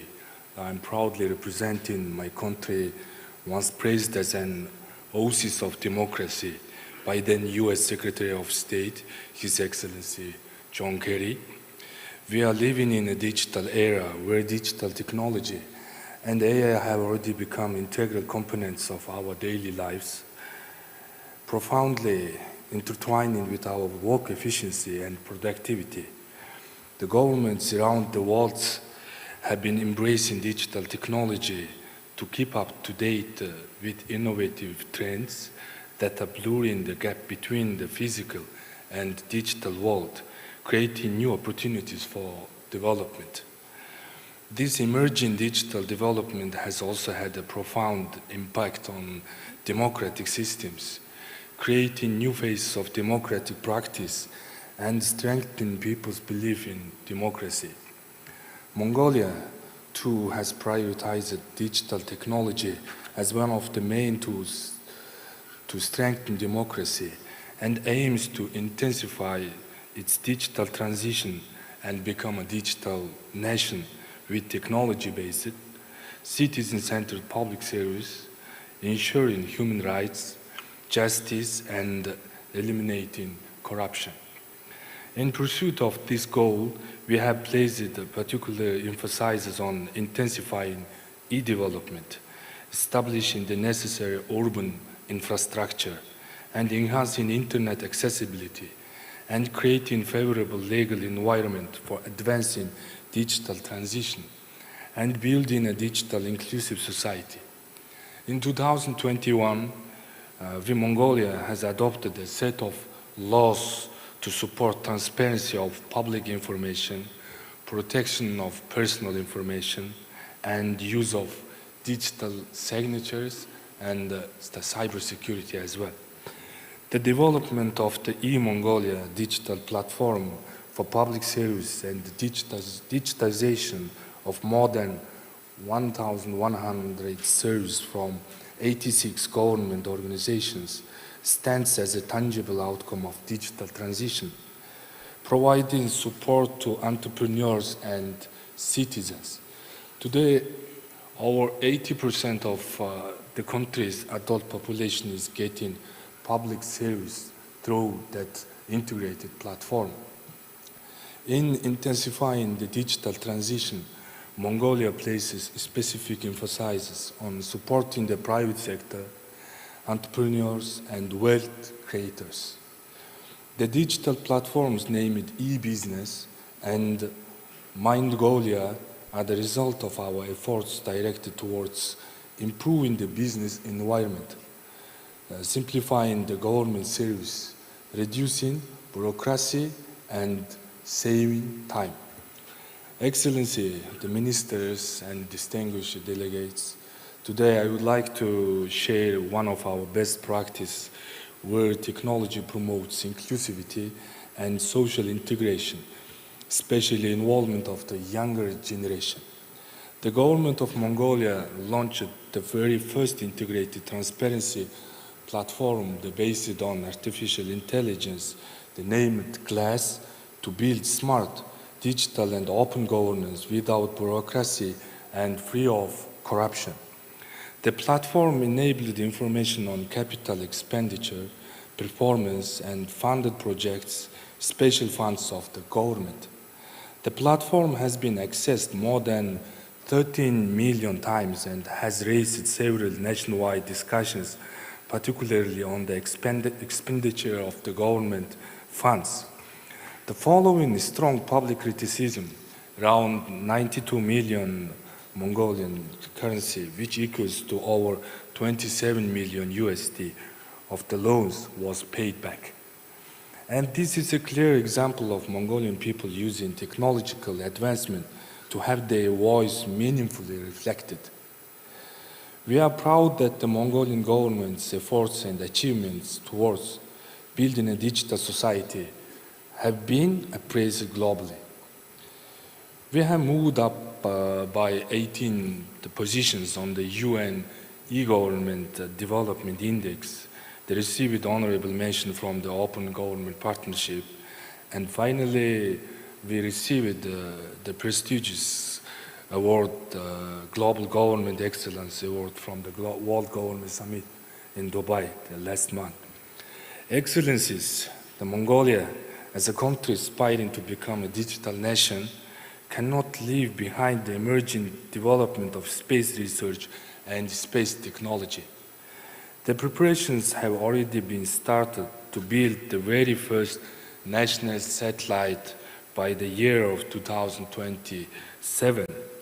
Also, the SpaceX launched the Starlink service in Mongolia after 2 years of preparation, marking a major milestone in our digital transformation effort. The government of Mongolia is developing draft law on supporting IT industry through various tailored policy instruments such as AI and Space Industry Sandbox, and aiming to present it to the Parliament of Mongolia this spring session. We are also looking into how we can best leverage big data and AI capabilities for better policy making and better decision making at the state level. As we embrace the transformative potential of artificial intelligence, the AI legislative of EU is a landmark move that is setting a precedence for many countries like Mongolia. Their approach to AI emphasizes the importance of trustworthiness, ethical standards, and the protection of fundamental rights. As we design our AI policy environment aimed at fostering innovation while ensuring the technology serves the public good, adheres to strict data protection standards, and upholds the rights to privacy, non-discrimination, I hereby convey our desire to cooperate with all of you to create an environment where technology advances democracy, enhances transparency in decision-making, and promotes an inclusive society where everyone has a voice. Thanks for your attention.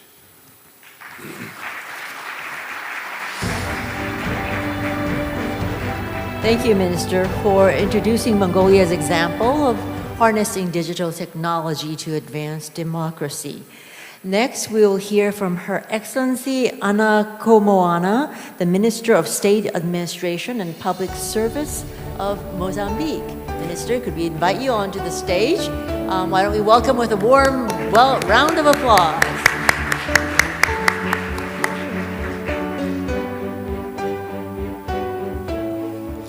Thank you, everyone. His Excellency Cho Tae-yol, Minister of Foreign Affairs of the Republic of Korea, honorable ministers, distinguished heads of delegation, ladies and gentlemen, on behalf of the government of the Republic of Mozambique, I would like to express our sincere gratitude for the invitation to participate in this important meeting on artificial intelligence and democracy.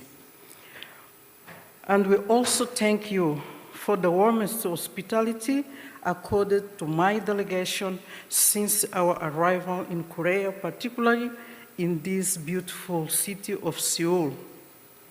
We express our appreciation and congratulate the government of the Republic of Korea and its partners for the initiative to host this ministerial meeting, as it provides an opportunity for us to reflect on the need to share views on using artificial intelligence for the harmonious political, economic, and social development of our countries.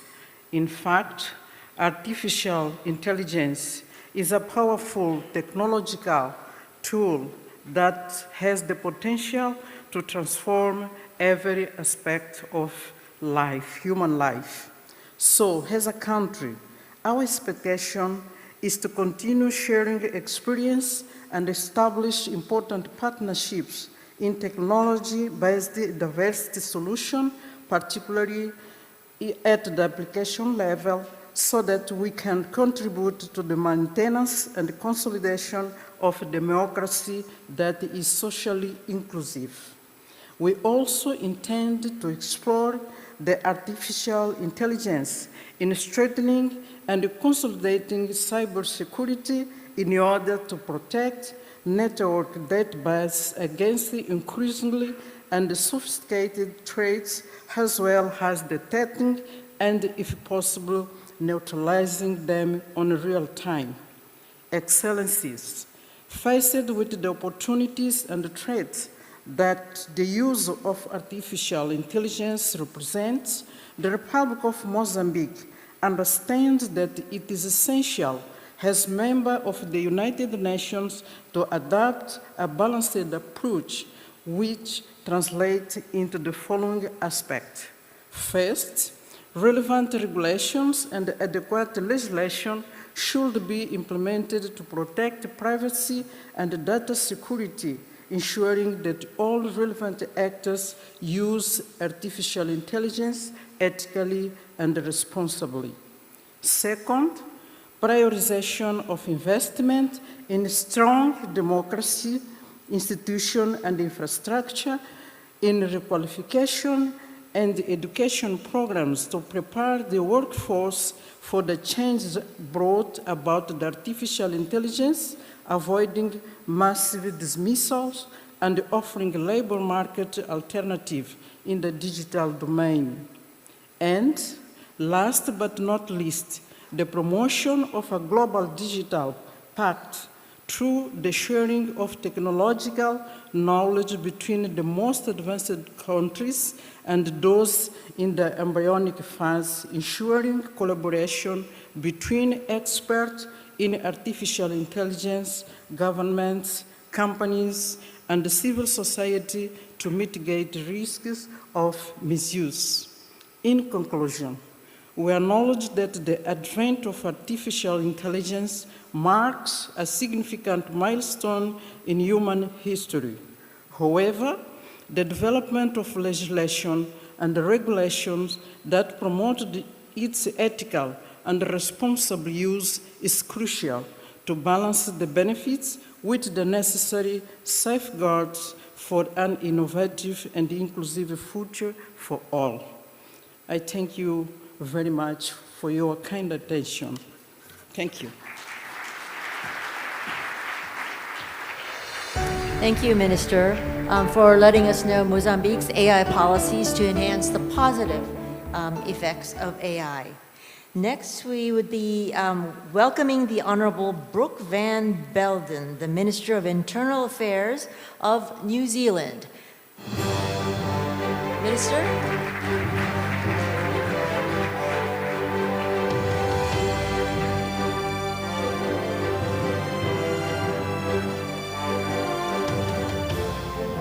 ora.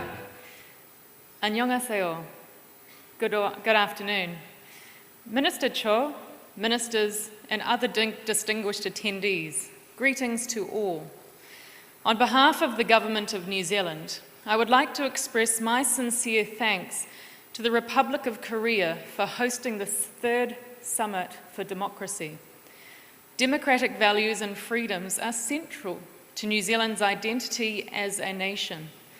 We regard this summit as an important initiative to advance collective action, particularly as new and emerging digital technologies continue to evolve and shape our world at an unrelenting pace. AI, particularly generative AI, has taken the world by storm, with a market expected to grow to US $1.3 trillion over the next 10 years. The technology presents significant opportunities to boost innovation, enhance productivity, improve public sector performance, and support greater prosperity for everyone. However, AI technologies will also amplify existing threats and present new serious risks across economic, social, security, and public service domains.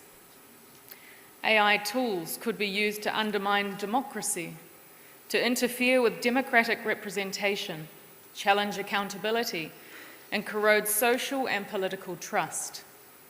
For example, AI tools can enable the creation of false or misleading content that appears credible, at scale and low cost. Targeted to specific groups, this can be used to undermine human rights, create dissent, and fuel polarization. We want countries to be able to maximize the benefits of AI while protecting against its potential harms. Our challenge is to work together to build an international environment where we can realize this. That work continues today. I would like to thank our hosts for bringing us together in support of democracy and democratic governance in the digital age. New Zealand remains committed to supporting democratic institutions and to working with our partners to advance our common interests in an ever-changing world. Thank you. Kamsahamnida.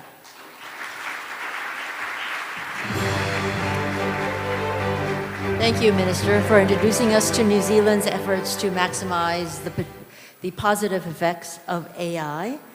Next, we'll be inviting His Excellency Yvonne John E. Wee, the Secretary of the Department of Information and Communications Technology from the Philippines.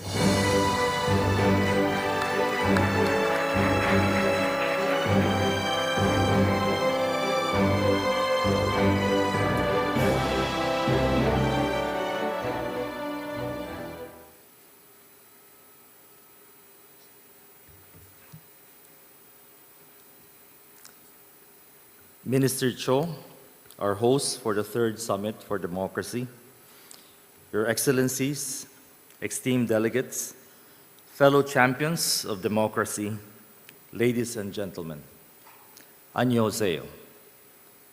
The Philippines is honored to be joining everyone today at this pivotal gathering of government leaders who share the vision of a future where we are able to embody good governance and efficient public services through the responsible use of artificial intelligence.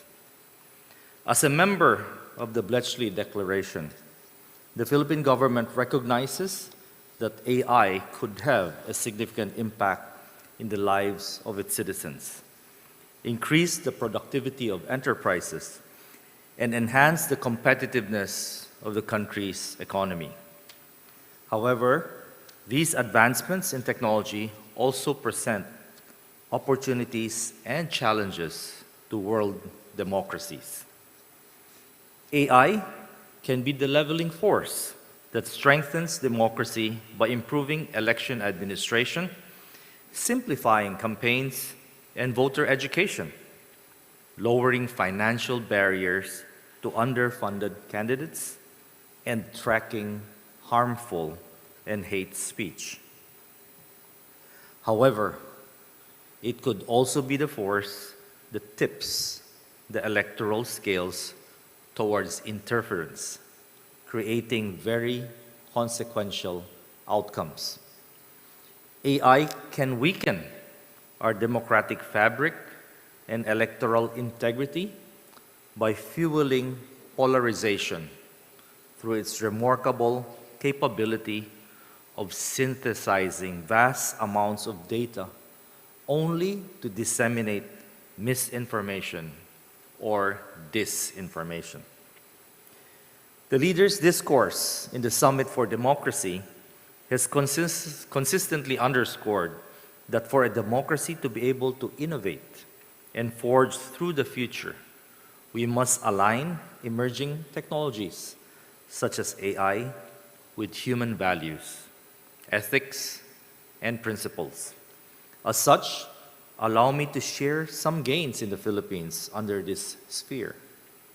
We have crafted the Philippine National AI Strategy that seeks to enhance the existing skill sets of Filipino talents in AI in order to harness its great potential while keeping in mind the threats posed by those who seek to misuse it. Minimizing the disruptive effects of the AI revolution and maximizing its potential is imperative given also our upcoming 2025 midterm elections, which, by the way, we have recently awarded a contract to a South Korean company to provide our automated elections for next year. The Marcos administration's flagship infrastructure program, our Build Better More program, includes projects for digital infrastructure.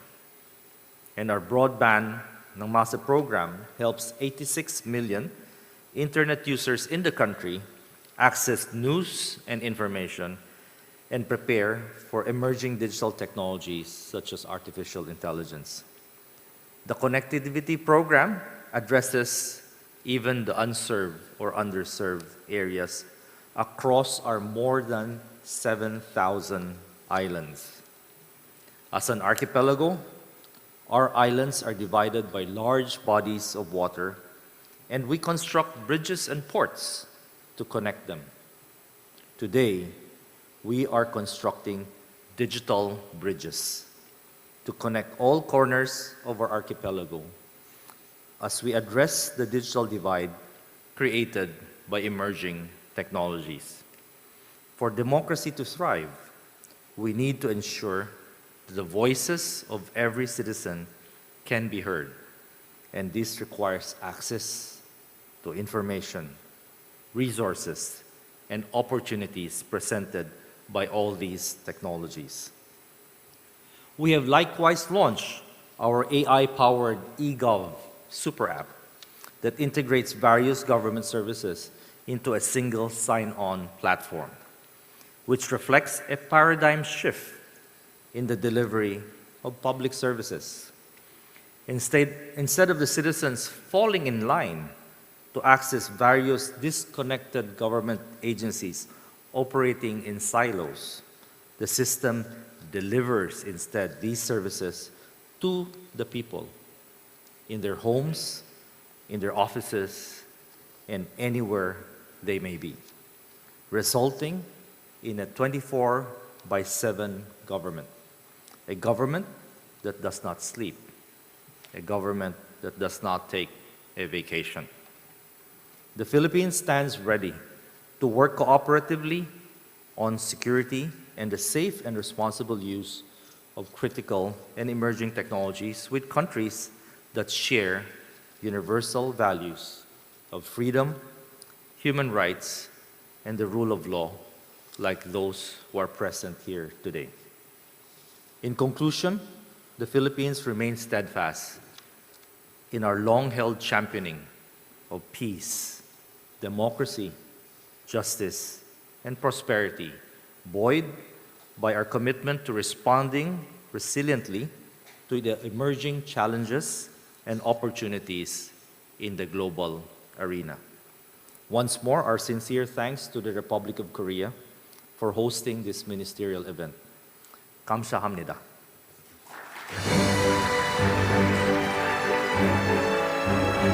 Thank you, Secretary Lee, for introducing us to the Philippines AI National Strategy.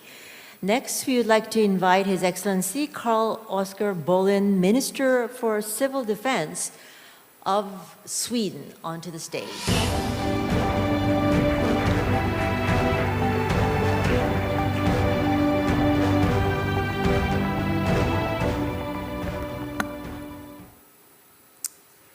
Your Excellencies, distinguished participants. First of all, let also me thank our host, Republic of Korea, for organizing this third Summit for Democracy.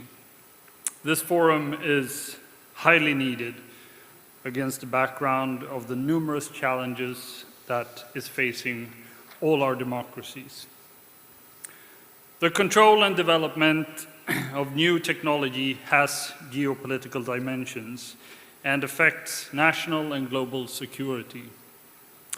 We know authoritarian regimes use foreign information manipulation and interference, including disinformation, to destabilize our democratic societies. We need to proactively tackle this challenge, and I would like to highlight some ideas as well as some concrete measures that Sweden has taken in this regard. Disinformation thrives on uncertainty. It is essential that we are loud and clear in our messages. We must repeat, reiterate, and explain the values and policies that we stand for. We believe that proactive strategic communication is one of the most effective ways to build resilience against foreign information manipulation and interference. The Swedish Psychological Defense Agency was established in 2022 and has since then been dedicated to counter disinformation and strengthen the population's ability to detect and resist foreign malign information, influence, and disinformation. In December of 2023, the Swedish government appointed an AI commission with the purpose to enhance Sweden's capabilities in AI. The AI Commission will put forward proposals on how to promote a competitive, secure, and ethical AI development and use of AI in Sweden. How to reap the benefits of emerging technologies is a top priority for our government. At the EU level, new legislation has been implemented and more is coming to address issues related to malicious use of new technologies. This includes the EU AI Act that will address the most common risks associated with AI, as well as the EU Digital Service Act that addresses the responsibilities of online platforms regarding disinformation. New technologies enable us to communicate, to access information, and to engage in democratic processes. An open and enlightened global conversation on how we can harness new technologies for the benefit of everyone is needed, while mitigating the risks. Our aim must be to ensure that digital technologies work for the promotion of human rights, freedom, and democracy, not against it. Thank you.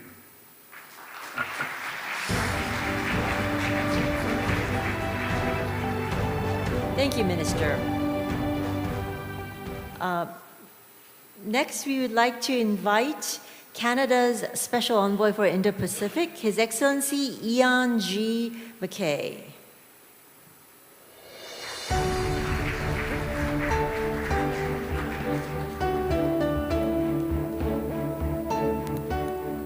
Thank you, Madam Moderator. Canada would like to thank Korea and the co-chairs for the invitation to participate in this very important forum. For Canada, democracy in the digital age begins with digital inclusion. Digital technologies offer many opportunities for global good.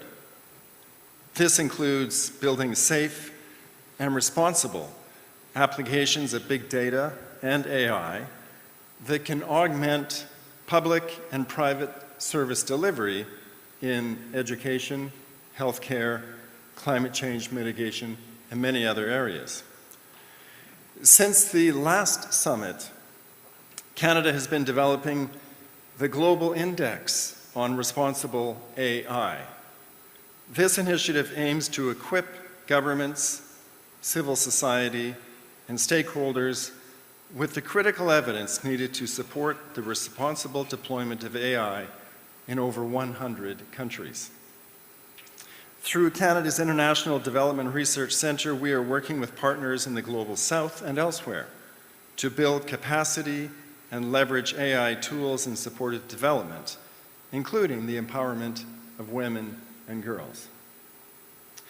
The ongoing misuse of digital technologies for repressive and authoritarian purposes, combined with the irresponsible use of AI-generated media, make it increasingly difficult for people to trust the information they find online.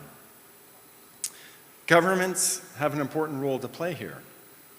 We must proactively build citizen resilience to these threats by strengthening democratic institutions and investing in civic awareness and education.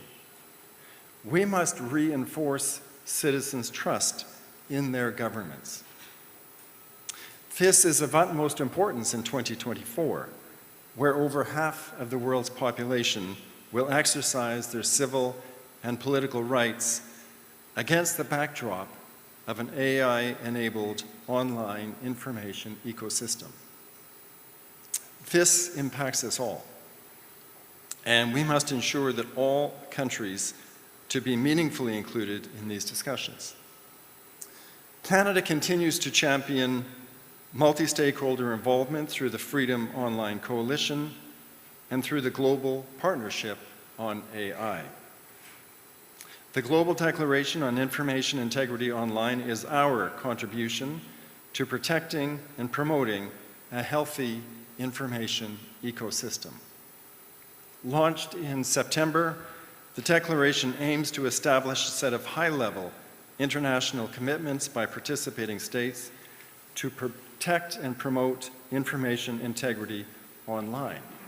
To date, 34 countries have endorsed this declaration, and of course we welcome additional signatories who are committed to building a reliable, safe, and diverse information ecosystem.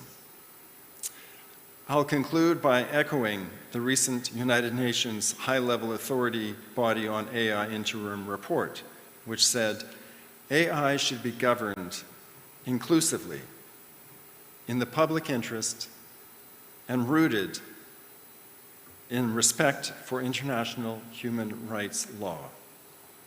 Democracy is playing out as much online as it is at the ballot box. Canada remains committed to protecting and defending the democratic principles that we all hold so dear. Thank you very much. Thank you for introducing us to Canada's commitments. I've been told that we are running very late today, and you have lunch and a full afternoon roundtable waiting for us. So we kindly remind our remaining delegates to stick to a 3-minute maximum for your remarks so that hunger does not prevent us from absorbing the wisdom that you are departing upon us.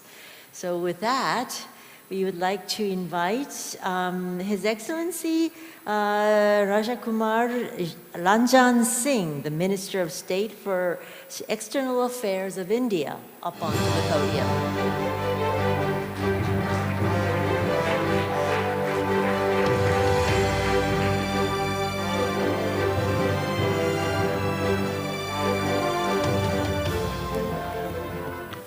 Namaste, Excellencies, friends and colleagues. It gives me immense pleasure to be here in Seoul on behalf of the Government of India for the third edition of the Summit for Democracy and speak on this very important topic of AI, digital technology, and inclusive society. Excellency, as we intensify our integration into the digitalized world, we need to ensure that digitalization is truly inclusive, does not discriminate, and is environmentally sustainable. For digital technology, the new and emerging technologies such as AI to be transformative and human-centered, catalyzing efforts are needed across sectors and geography to develop inclusive, equitable, and gender-responsive technologies and services. The concept of digital inclusion must therefore go beyond basic access and also discuss the structural barriers for connecting as well as the threats and risks that opening online poses. The unequal opportunity to access online platforms and services can deepen inequalities, and the benefits of accessing online are not always equitably distributed. Meaningful access is vital for social, political, and economic empowerment, and therefore, narrowing digital divides needs to go beyond simply reaching basic internet connectivity. To embrace new technology and fully utilize them, people need to see them as inclusive, useful, and trustworthy. Promoting digital inclusion needs to be multi-stakeholders, whole-of-society efforts based on evidence and disaggregated data. Excellencies, digital technology has democratized information access, enabling citizens to stay informed and engaged in the democratic process. Social media platform, online forum, and digital news outlets provide deserved perspective, allowing citizens to be active participants in public discourse. This inclusivity empowers marginalized voice and facilitate a more informed electorate. Democracy are increasingly adopting digital technology and AI application in governance to enhance effective service delivery. AI-driven system can streamline administrative processes, reduce bureaucracy, and provide citizens with more accessible and responsive public services. Natural language processing and speech recognition technology can facilitate multilingual support, ensuring that citizens with different linguistic backgrounds can engage with government information and services effectively. Excellency, India's digital transformation over the last 10 years is unprecedented.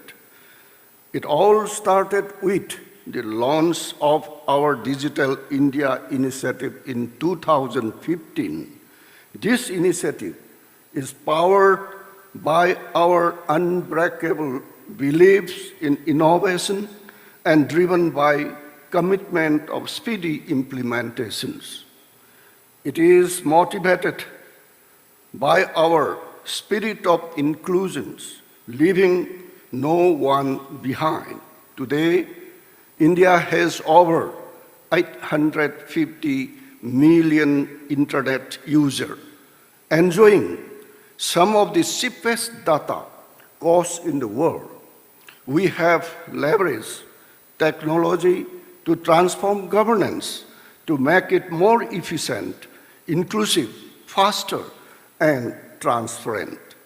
Our unique digital identity, Aadhaar, covers over more than 1.3 billion of our people.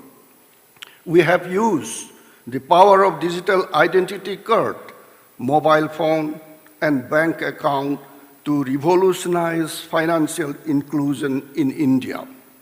The financial sector has witnessed significantly since through digital payment initiatives like the Unified Payment Interface. Today, 46% of the world's digital payment transactions take place in India. Excellency, Prime Minister Shri Narendra Modi ji has recently said that, quote, proper use of AI not only ensure the economic progress of the country, but it also ensure equality and social justice, unquote. Democratic values, when combined with the technology, will be a force multiplier for greater goal and greater good. Going forward, as democracy, it is our responsibility to ensure that AI technology promote inclusiveness. To this extent, we must establish robust ethical framework and regulations. India has always emphasized on safe and responsible use of artificial intelligence to address challenges faced by humanity. Transparent and accountable AI development practices can help prevent the reinforcement of societal biases and ensure that AI applications prioritize fairness and inclusivity. Democracies also need to invest in rethinking and upskilling programs to ensure that the workforce remains adaptable to the changing job landscape, promoting inclusiveness in the digital economy. In conclusion, I would like to mention that digital technologies and AI hold immense potential to foster inclusiveness within democracy, transforming governance, education, healthcare, and more. However, to maximize these benefits, democracy must address challenges related to bias, the digital divide, and job displacement. By prioritizing ethical AI development, ensuring equal access to technology, and investing in education and workforce development, democracies can harness the power of AI to create more inclusive and equitable society for all citizens. As AI continues to evolve, its role in shaping inclusive democracies will be crucial for the future of governance and societal progress. Thank you, Jay.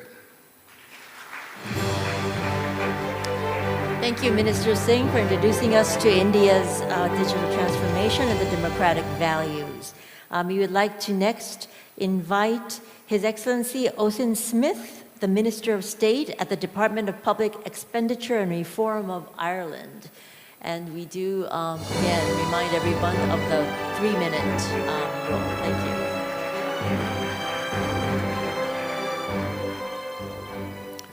Thank you very much, ladies and gentlemen. On behalf of Ireland, I want to thank the Republic of Korea and also Foreign Minister Cho for organising this conference and bringing us all together. AI, of course, brings opportunities and risk, and today I'm going to briefly talk about what Ireland is doing to harness those opportunities and then to deal with those risks of misinformation, disinformation, and the erosion of individual freedoms. AI is a breakthrough technology. It is the largest breakthrough of any technology that I can see in the last 30 years compared to the web. And we can look back in retrospect at how the world's governments reacted to the web and use the learning from that time. Ireland believes that AI needs human governance and that governance must be accountable, transparent, and it must have oversight. And Ireland believes, however, that AI can open new channels for public participation in democracy. But we have to be realistic about the risks. AI may increase the risk of a cyber attack, of a hybrid attack, and in response, we need regulation, we need norm setting, and we need to build resilience across all of society. Ireland also believes that the integration of AI in weapon systems has the potential to make warfare more lethal and unethical. Ireland maintains that systems that do not incorporate human control must not be developed or deployed or used. There are challenges in relation to human rights. For example, AI has the potential to amplify disinformation and misinformation and to erode individual freedoms. We must therefore ensure that the protection of human rights is both online and offline and is at the centre of everything that we do. Ireland published its National AI Strategy in 2021, and at the heart of that strategy is an ethical, human rights-based approach with people at the centre, emphasising fairness, emphasising transparency, and building public trust in AI. We've also appointed a National AI Ambassador, and we've established a National AI Advisory Council, and this will provide independent expert advice to government on AI policy.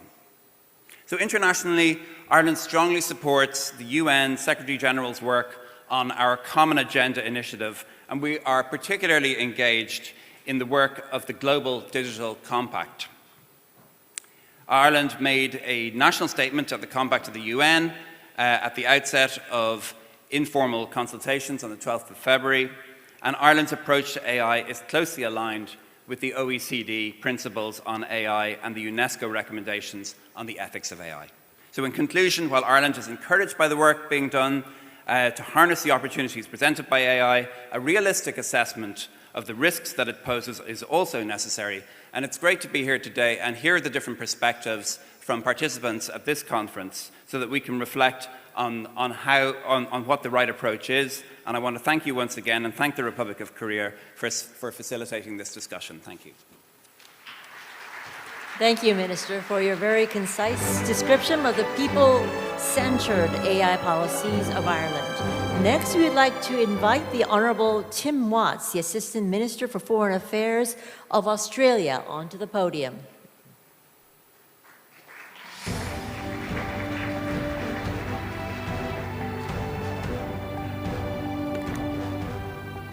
Thank you, Minister Cho, and thank you to the Republic of Korea for hosting us in this beautiful country and this vibrant democracy.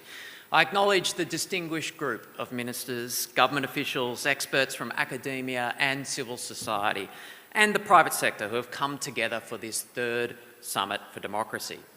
AI and digital technologies are having a significant impact on society and on our democracies. AI is making a difference to many lives, solving problems faster and opening up opportunities to get things done in smarter and better ways. We all know that its development and adoption can improve well-being, quality of life and economic growth. AI is beginning to enable new ways of achieving energy efficiency, of detecting cancers, of optimising traffic flows, of improving the lives of those with disabilities and providing targeted training and education support. It has the potential to help us to deliver for the communities that elect us. But while our AI is forecast to grow our economies and has a range of legitimate uses, there are documented instances of harm, particularly on democratic systems. Harms can be to individuals and groups, including discrimination, misinformation, polarisation, deepfakes, scams and cyber attacks. These harms, if left unchecked, can threaten our democracies. Any malicious targeting of our democratic institutions is unacceptable. The openness of our democratic societies renders us more vulnerable to disinformation and other misuses of AI. And yet, democratic governments built on principles of transparency will be more resilient and responsive. An open marketplace of ideas is better able to identify and to call out AI-generated deepfakes. Global efforts are required to build resilience and to protect us all from unsafe AI supporting malicious cyber activity. We need to shape global AI rules and norms so that they support an open, stable and prosperous Indo-Pacific. We also need to build resilience and capacity for countries to respond to AI cyber threats, scams, online child sexual abuse and exploitation, and election interference. AI is a shared challenge, and nations are responding collectively. Australia is working closely with international partners to harmonise our efforts wherever we can. We are taking forward the commitments made in the Bletchley Declaration, which affirmed that AI should be designed, developed, deployed and used in a manner that is safe, human-centric, trustworthy and responsible. We are helping to build an international regulatory framework for AI that complements domestic measures on safe and responsible AI. And we are identifying opportunities to support the safe and responsible deployment of AI technologies in our region to enable our partners to benefit from AI. By working together, we can ensure that AI realises its immense potential of improving well-being, quality of life and growing our economies without threatening our prosperity, our security and our democracies. Thank you.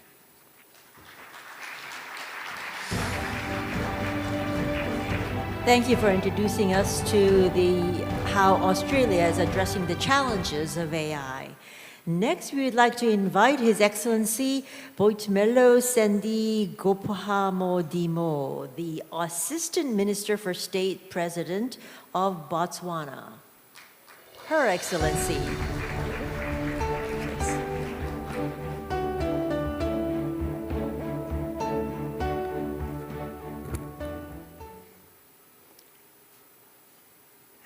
Director of Ceremonies, let me join colleagues in expressing sincere gratitude to the Republic of Korea for hosting the Third Summit for Democracy.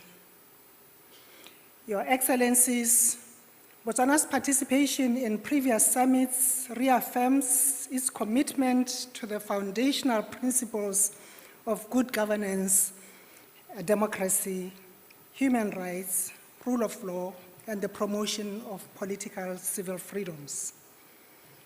Botswana has a strong democracy as well as the longest and uninterrupted multi-party system with free, fair, and credible elections held every 5 years since independence in 1966. We are now going for the 13th elections in October that promise to follow past practices. As a country, we've had unusually resilient traditional governance structures that have served as the foundation on which the much celebrated democratic culture and practice which has come to define Botswana have been built. Our Kotla system, where men and women, young and old, meet in a traditional setting, have in particular provided a focal point in our politics, offering an important platform for social participation in local administration, where issues are discussed in an open, respectful, and inclusive manner. Your Excellencies, we have to acknowledge that digital technology plays a significant role in contemporary societies, shaping various aspects of democracy, including governance, participation, and information dissemination. There is therefore need for substantial investment in digital infrastructure, including internet access and literary programs. Botswana has embarked on the digital transformation that has increased connectivity across the country, including in our Dikotla, thereby allowing equitable access to digital tools across the urban and rural areas. This is key to inclusive democracy. Like other speakers before me, let me underscore the potential that digital technology tools have for increasing accessibility and inclusivity in political discourse and decision-making. Digital democracy can enhance efficiency in democratic processes, such as in voting systems, although in Botswana, e-voting was rejected by some stakeholders who had trust issues with the proposed reform. We acknowledge, on the other hand, that technology can bring challenges to democracy. As Botswana goes to the polls this year, we do so against a surge of dis- or misinformation with far-reaching implications on the fate of democracy. Evidence has it that technology, if not used properly, has the potential to undermine democracy. Therefore, in order for digital technology to work, there is need for us to put in place a robust legal and regulatory framework to protect our democracy, privacy, and ensure data security.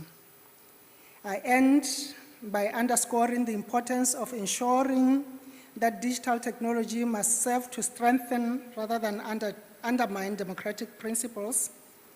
As important as it is in modern era, technology remains the bedrock for our democracy and future generations. I thank you all. Thank you. Thank you, Her Excellency, for introducing us to the digital transformation of Botswana, especially as you head to the polls this year. Next, we'll be hearing from His Excellency Orlando Vega Quesada, the Vice Minister of Science, Innovation, Technology, and Telecommunications of Costa Rica.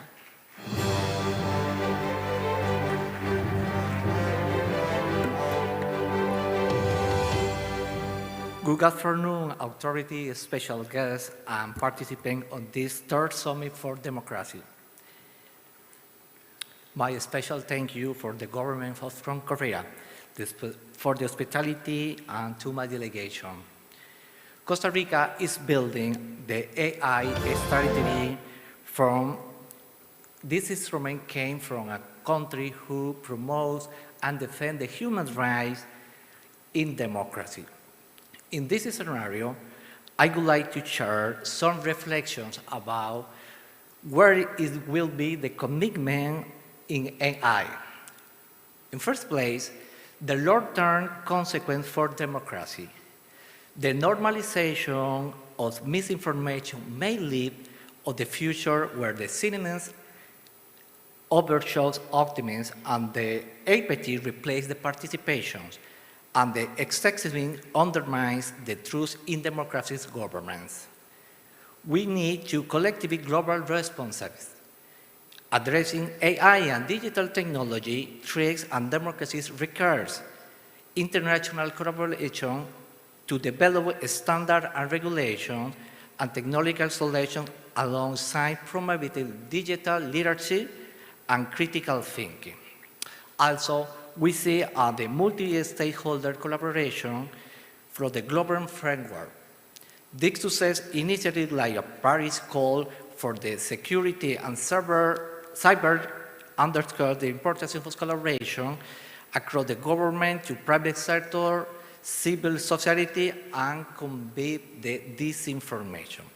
A specific case in Costa Rica, we have the implementation of digital tools for both counting and pilot projects in the single electronic ballot in the municipal election, highlight how technology can enhance the transparency, the integrity, and the youth participation.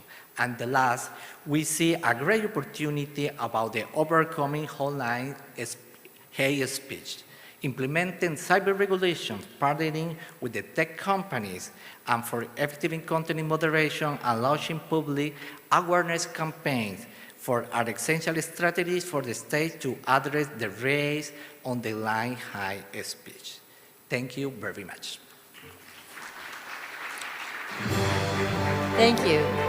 Thank you for introducing Costa Rica's AI policies. Next, we have His Excellency Jan Marian, the Deputy Minister of Foreign Affairs of the Czech Republic.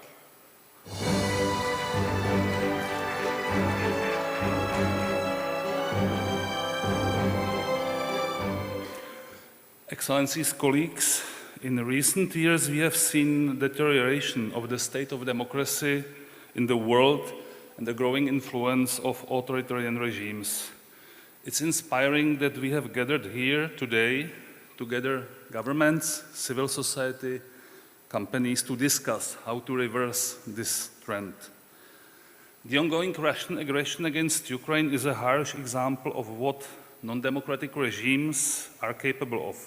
So we must assist Ukraine in confronting this aggression by all possible means and stand against the threat of possible similar development elsewhere in the world. Unfortunately, we face many other challenges. We had to deal with pandemic. We are confronting the realities of the climate change. The dramatic development of digital technologies also has a profound impact. These technologies can make a significant contribution to democracy and human rights. However, they present also substantive risks. So it is essential that these technologies are used in accordance with democratic principles. Human rights have to be protected also in the digital space. These technologies provide opportunities for people to participate more effectively. On the other hand, if misused by the non-democratic regimes, the very same technologies can lead to increased repression and control over citizens. They can be also used against democratic states by authoritarian regimes. We should therefore be ready to face these threats, especially during this important election year when voters representing almost half of the world population are going to the polls. It will be crucial in this regard, and we heard this here before, how democratic societies will be able to counter disinformation and misinformation, which is now easier to spread, also due to AI. For Czechia, the respect for democratic principles and human rights is crucial. This is why we presented a resolution on promotion and protection of human rights in the context of digital technologies, approved by the UN General Assembly last December. Finally, as I indicated earlier, cooperation at the international level is crucial, essential. So I'm pleased to invite you to tomorrow's event, Protecting Digital Civic Space, organized by the co-leads of the Civic Space cohort, Czechia, Norway, and the ICNL. Thank you very much, and many thanks to the hosts and co-hosts. Thank you very much. Thank you for pointing out the Czech Republic's efforts to develop technology aligned with democratic principles. Next, we would like to invite His Excellency Bartome Pujalis, the Director General of the Government Office of Information and Communication Technologies of the Dominican Republic. Thank you.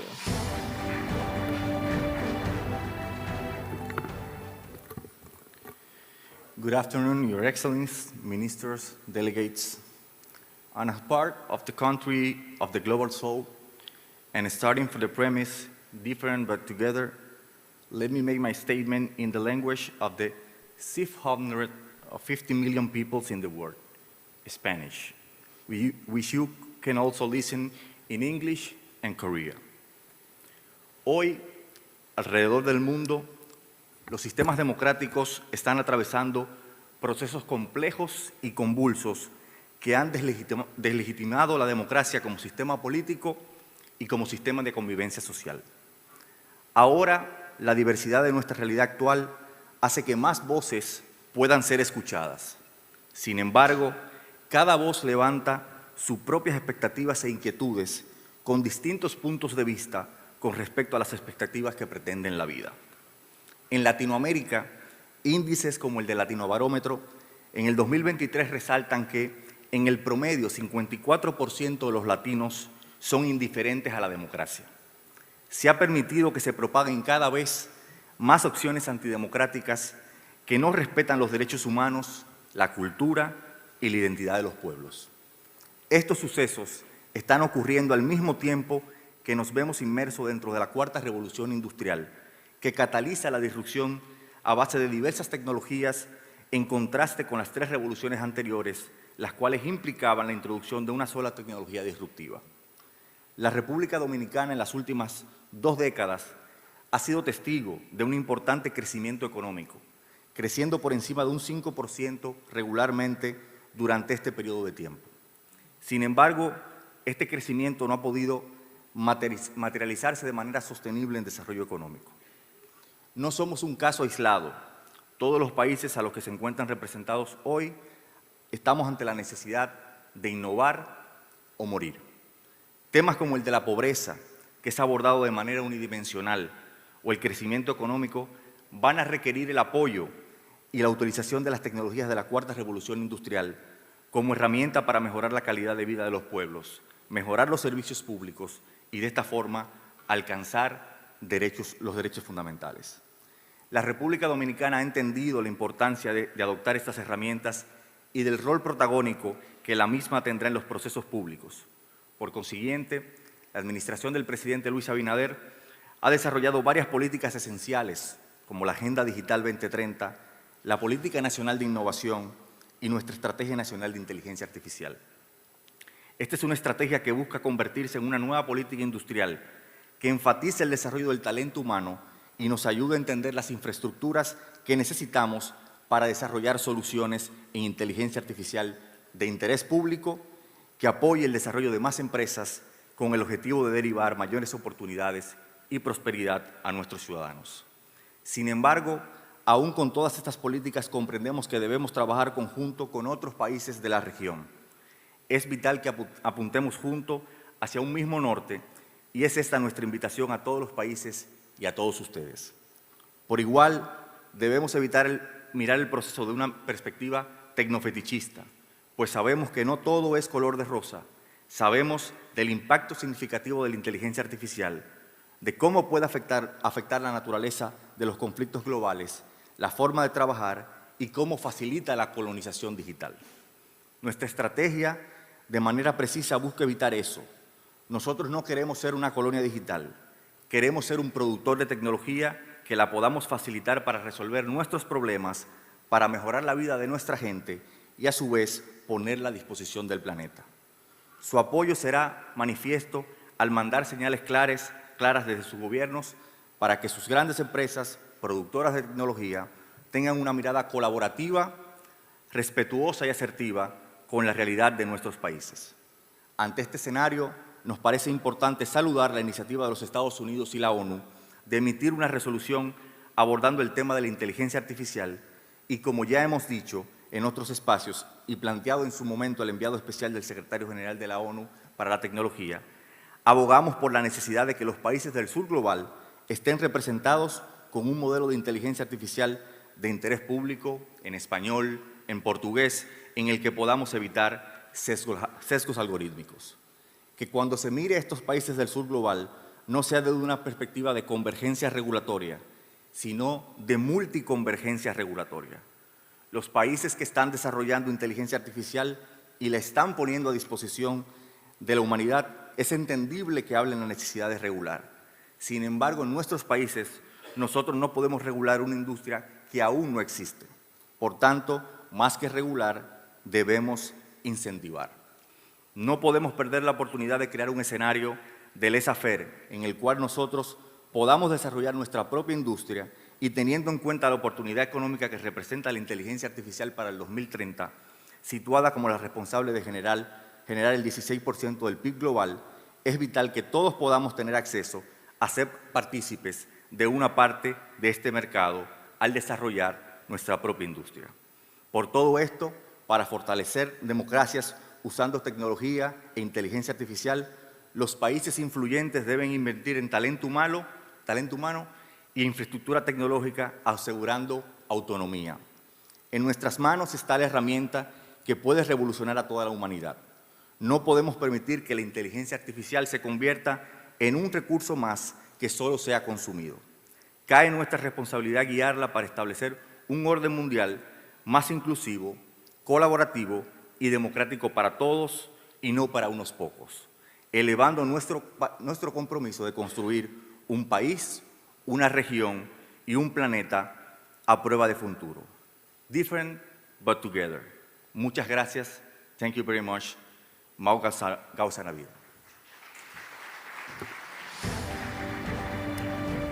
Thank you very much for your presentation. Next, we'd like to invite the Honorable Mavis Onkinsa Boadu, the Deputy Minister for Foreign Affairs and Regional Integration of Ghana. Ah, yes. Her Excellency.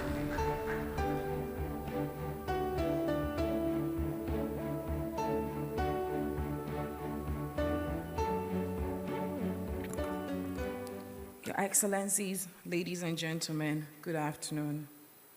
On behalf of Ghana, I wish to express my sincere gratitude to the government of the Republic of Korea for hosting this summit, a good platform for countries to review their efforts towards enhancing democracy and seeking solutions to challenges confronting democracies across the world. Information and communication technologies have become an integral part of our human existence. They are the instrument of human interaction, tools for social development, and engines for economic growth, poverty eradication, and sustainable development. I am therefore delighted to lead the government of Ghana's delegation to this ministerial session to discuss the future of our interconnected world in addressing the shared challenges that our countries face. As we reflect on the chosen theme, which is designed to underscore the escalating intricacies and significant intersections of artificial intelligence, digital technology, and democratic principles, it goes without saying that in the realms of democracy, AI holds tremendous potential to revolutionize governance, making it more inclusive, responsive, and accountable. Excellencies, in the application of artificial intelligence and digital technologies in democracy, it is essential to delve deeper into the nuanced landscape that lies before us. The rapid advancement of AI has ushered in a new era of possibilities, yet it is also present with us with complex dilemmas that demand our attention and actions. Excellencies, as guardians of democracy, it is incumbent on us to ensure that the deployment of AI is guided by principles of transparency, accountability, and respect for human rights. It is in the collective interest of all societies, particularly democracies across the world, to develop a global legal architecture that ensures that the tools of the ICT becomes enablers rather than drawing us backwards. Ladies and gentlemen, we must adopt a holistic approach that combines regulatory oversight with technological innovation and civic engagement. In this regard, I am pleased to note that Ghana, with the support of its development partners, is taking steps to undertake ICT initiative to bridge the ICT gap in addressing these challenges. An example is the signing of the MOU between Ghana and South Korea for the establishment of Information Access Center, ICT Corporation, on 5th November 2021. Internally, the National Information Technology Agency acts 771 in Ghana has passed in 2008, as well as the Data Protection Act, Act 843 of 2012, to protect the privacy of individuals and personal data, are two major legislations. Your Excellencies, Ghana expresses much interest in the relations between AI and digital technology and disinformation as Africa's digital landscape is rapidly evolving, with internet penetration rates increasing year by year, largely due to the mobile technology. This group comes with both opportunities and challenges. In a comparative analysis between Ghana and the wider African continent on the impact of AI and digital technology on the spread of disinformation, Ghana provides a smaller scale reflection of a larger challenge and responses observed throughout Africa. To mitigate these challenges, the government of Ghana, civil society organizations, and international partners have been collaborating to combat disinformation through various means, include public education campaign, fact-checking initiatives, and efforts to improve digital literacy. The National Media Commission of Ghana and other stakeholders have emphasized the importance of verifying information before sharing it and have provided sources to help the public identify false news. Ladies and gentlemen, in conclusion, I want to say a collaborative approach involving tech companies, government, and civil society is imperative. Sharing insight, data, and best practices can fortify the collective effort against disinformation. Furthermore, responsible regulations that strike the balance between freedom of expression and the need to curb the spread of harmful disinformation should be enacted. Thank you all for the kind attention.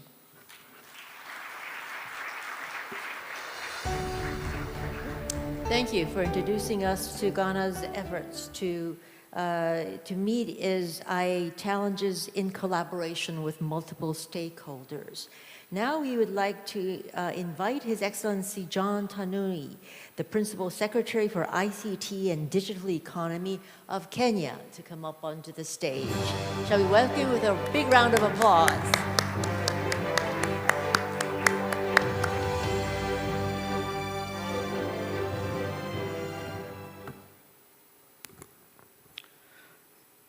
Minister Joe, Your Excellencies, Ministers, esteemed delegates, ladies and gentlemen, annyeonghaseyo. Good morning and greetings from Nairobi, Kenya. The Ministerial Conference on Artificial Intelligence, Digital Technologies and Democracy is a timely and important event in the dynamic landscape of today's digital world. I start by thanking Minister Joe, the Republic of Korea, for hosting this event and giving us all the courtesies.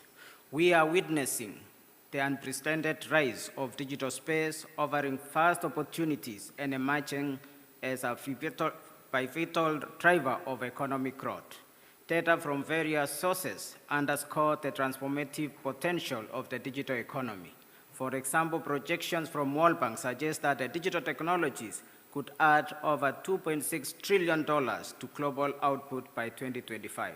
This remarkable growth trajectory is fueled by the emergence of groundbreaking technologies such as artificial intelligence, blockchain, robotics, and Internet of Things, which indeed hold the promise in addressing global pressing issues such as climate change, the need for circular economy, realization of sustainable technologies, and sustainable development goals.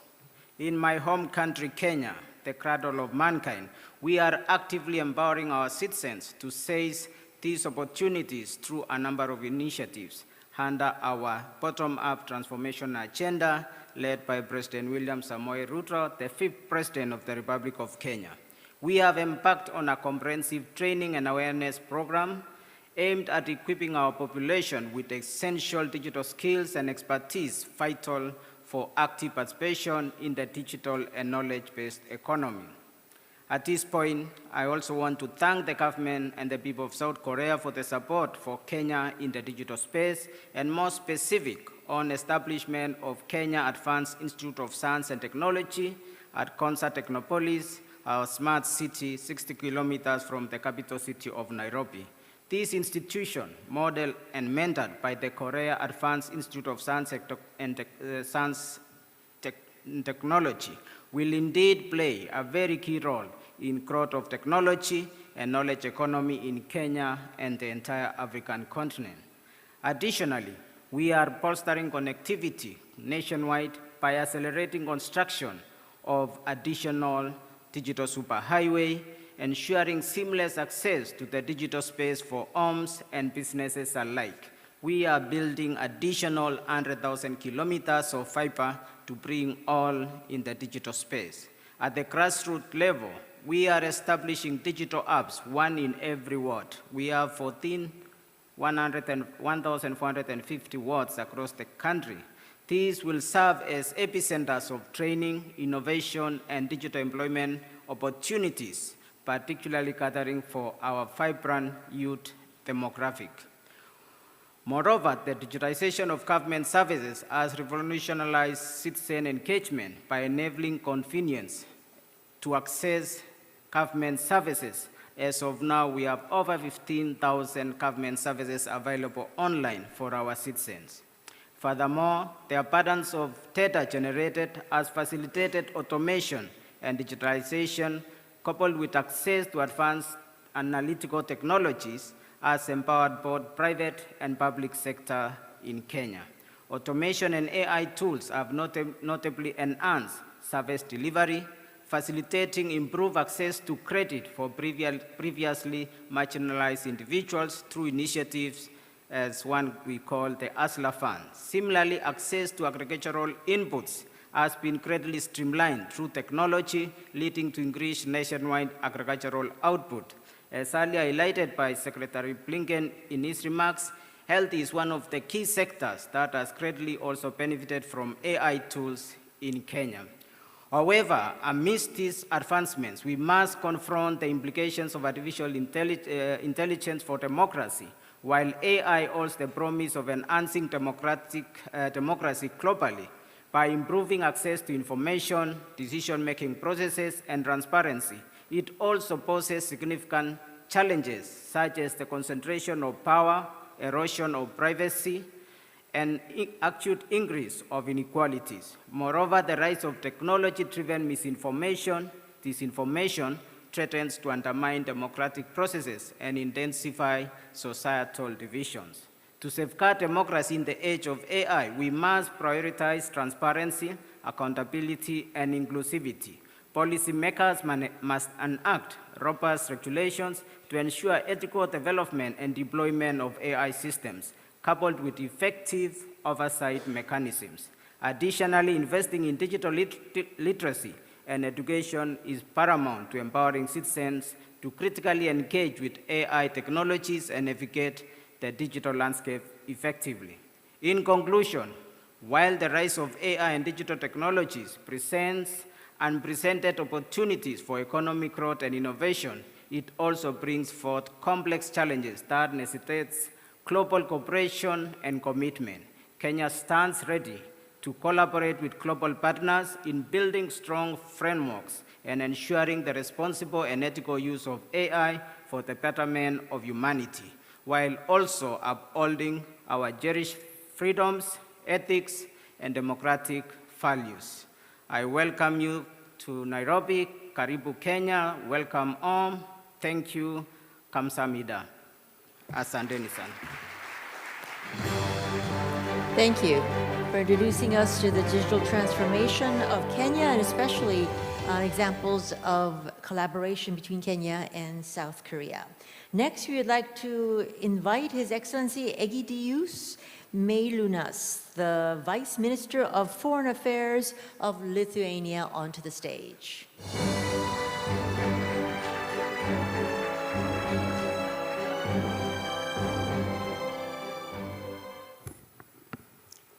Excellencies, ladies and gentlemen, dear colleagues, On behalf of my country, Republic of Lithuania, I would like to extend our sincere gratitude to the government of the Republic of Korea for hosting the third Summit for Democracy and for their hospitality and warm welcome. Today we enjoy the benefits of technological advances, including digital technologies and artificial intelligence. However, these technologies are also being used by malicious actors. Nowadays, war extends far beyond traditional battlefields. It's also waged fiercely in the digital realm. The malicious state and non-state actors, particularly from Russia and other autocratic states, use modern cyber technologies to shatter the foundations of sovereign states by undermining democratic processes and diminishing citizens' trust in state institutions. Hybrid warfare tactics are increasingly employed as a weapon in the arsenal of war. Russia, in its war against Ukraine, employs a full range of war instruments. Military aggression, killings of civilian population, abductions of children, and other war crimes go hand in hand with the attacks in digital space. These attacks reach far beyond Ukraine's borders. Democracies supporting Ukraine also become targets of Russia's hybrid warfare. However, this will not prevent us from supporting Ukrainians. Only Ukraine's victory could protect our rules and values-based world order. That's, we say, whatever victory takes. Ladies and gentlemen, my country, Lithuania, situated on the direct front line of autocratic Russia and Belarus, has long been a target for foreign information manipulation and cyber attacks. Recently, such attacks have been increasingly carried out with the use of generative AI and other advanced technologies. It enables malicious actors to spread war propaganda and disinformation faster, cheaper, and on scale never seen before.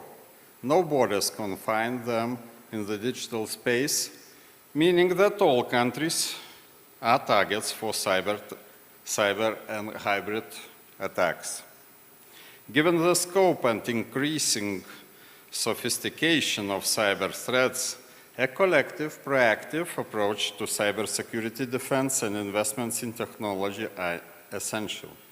We also urge the global community to work together on having clear rules and standards for digital transformation. At the same time, we must remember that Russia and other autocratic regimes do not abide by international law. On the contrary, they are destroying the rules-based order. Therefore, legal regulation alone is not sufficient. We all need to dramatically increase our resilience to foreign information manipulation and interference. Therefore, we propose to establish a broader international coalition of democracies of like-minded countries to counter malicious activities of the autocratic regimes. Let's pool our human and technical resources, exchange our experience, and work together to safeguard our sovereignty and democracy.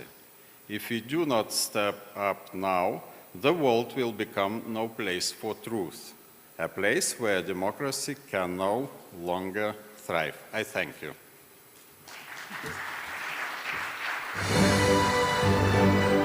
Thank you for introducing us to the unique perspectives of Lithuania, especially as it faces Russia's invasion of Ukraine. Next, we would like to invite His Excellency Vladimir Adolf Franco Sosa, the Vice Minister of Foreign Affairs of Panama, onto the stage.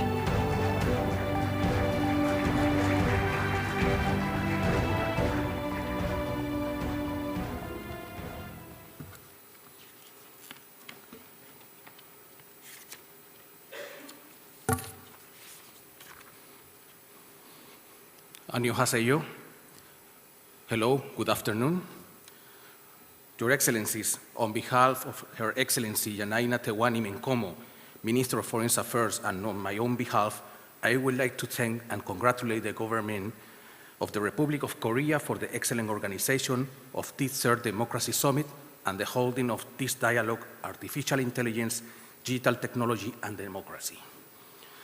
Valuable space that contribute to the promotion of democracy, freedom, peace, and prosperity for the benefit of our citizens. Democracy is characterized by a balanced distribution of power and a constant dialogue among key political actors so that the rule of law and constitutional guarantees must always prevail in any situation that jeopardize the tranquility and social peace of its citizens. Panama has defended its democratic systems, ensuring the proper functioning of the state with respect for the separation of powers, respect of human rights, the rule of law, and transparency. But this has also promoted democratization of public policies to bring them closer to citizens, to rural areas, women, people with disability, and they address all that just demands for inclusion of our population in the national, social, and economic development. It is important to note that the relationship between the new digital technologies and democracy is complex and multifaceted, posing both challenge and great opportunities. Digital technology has democratized access to information. Social networking platforms, online news has allowed people to obtain information from many sources. It is precisely this wealth of information that lends itself to the spread of fake news and misinformation, which can undermine the quality of democratic decision-making. Likewise, citizens' participation has been impacted by new digital tools that give citizens a more direct voice in public affairs. Online campaigns and e-petitions are examples of how technology can mobilize our population. Similarly, government transparency and accountability through new digital technologies allows us to monitor and evaluate the actions of government authorities. Panama defends democracy in all areas. Our isthmus is located as a central point for the extreme of the American continent, where we can all develop respectful relations that allow us to meet our challenge jointly. It is necessary to build robust and effective democracies that expand their borders so the more men and women in all parts of the world may enjoy the benefits of freedom, development, justice, and peace. On May 5th of this year, our country will hold general elections to elect authorities that will govern the country for the next 5 years. Cybersecurity is a critical point in the electoral process that will be taking place. Digital technologies can strengthen the security of elections and protect the integrity of the democratic process. Similarly, there are risks relating to the vulnerability of the digital systems or cyber attacks, which, as we have seen in the course of this dialogue, are challenges that we can face together by establishing a legal framework with clear rules. Ladies and gentlemen, artificial intelligence and digital technology can be a powerful tool for the strengthening democracy, which in turn pose major challenges that must be addressed jointly and multilaterally in order to ensure that their benefits are maximized and the risks are adequately mitigated. This will depend on how digital technologies are designed, implemented, and regulated. Ladies and gentlemen, as we see, Panama faced the same challenge and is trying to implement the same initiatives that have been mentioned here, because what is happening today in one part of the world affects us all. And as a global community, we have an historical responsibility to our societies and to previous generations, so we have to act with conviction in our decision. So let's keep in the top of mind two expressions. One, international cooperation. The other one is solidarity. Kamsahamnida. Thank you very much. Thank you for reminding us of the central themes. The organizers would like to say that even though we are running quite late, the afternoon roundtable will start at 2 in the afternoon as scheduled. So upon that note, we would now like to invite His Excellency Robert Kupicki, the Undersecretary of State at the Ministry of Foreign Affairs of Poland.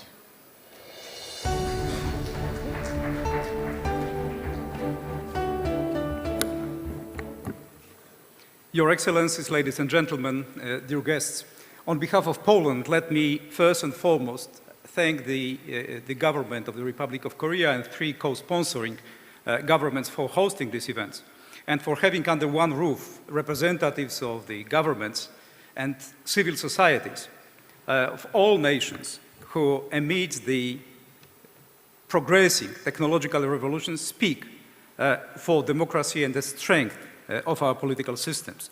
Ladies and gentlemen, many previous speakers spoke about artificial intelligence as a part of our reality, impacting and changing our political life, our economy, impacting our social developments, and also offering a lot of challenges for democracy as much as progress for a better life. The choice belongs to us, and we need to act in order to strengthen our democracy and obviously in order to allow for the development of technology. Ladies and gentlemen, let me offer 3 quick points. I'm pretty aware of the time constraints. First, the principles of democracy and human rights and the rule of law should drive our worldwide consensus on regulating global digital future. Within the European Union, we agree that digital technologies should not undermine, but be at the service of human rights protection, democratic values, and the rule of law. European Parliament has recently approved the Artificial Intelligence Act that ensures safety and compliance with fundamental rights while boosting innovation. There is much more on the regulatory framework, and I think Commissioner Vera Jourova mentioned what we do in the European Union, and there is no need to repeat that. But let me underscore that regulation is necessary, as we need to strengthen safeguards against emerging technologies becoming a real threat to our democracies. Democratic states are responsible for making sure that the developments empower our societies, strengthen democratic processes, and won't open the gate for uncontrolled power shifts. My point number 2 is on disinformation. And disinformation, the one that's powered by AI, is of growing importance in our world. It is used to destabilize democracies at peacetime, but it becomes even more deadly during crisis or war. The only thing more gruesome than the Russian actions during their ongoing invasion of Ukraine is the disgusting web of lies spun by Russian propaganda, accelerated by social media, deepfake techniques, and omnipresent bots.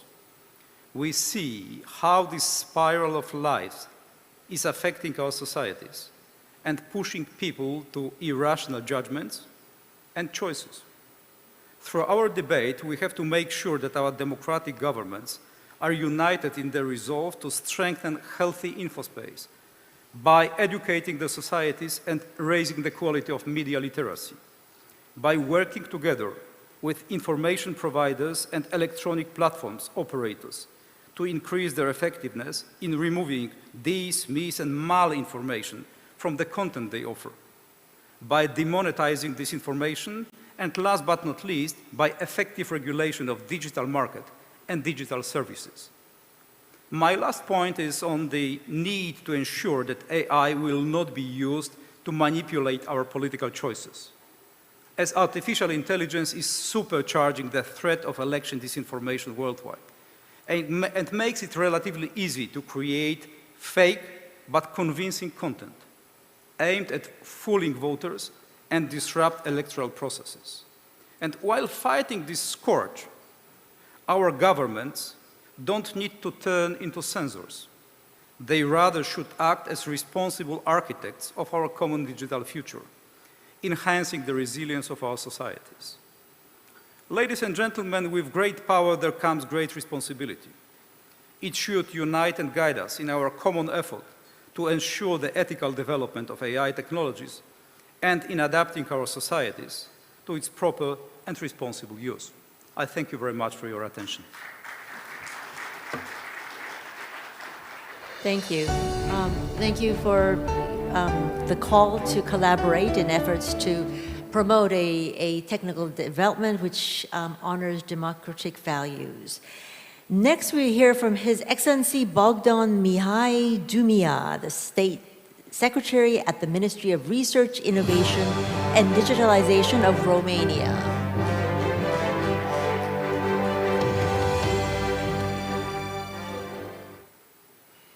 Your Excellency, honorable ministers, dear guests. First of all, I would like to express my sincere gratitude for this kind invitation to be part of this high-level ministerial conference addressing such a crucial topic, the resilience of our societies in an AI-shaped future. Romania is undergoing a digital transformation process with ambitious, wide-ranging projects for the coming years.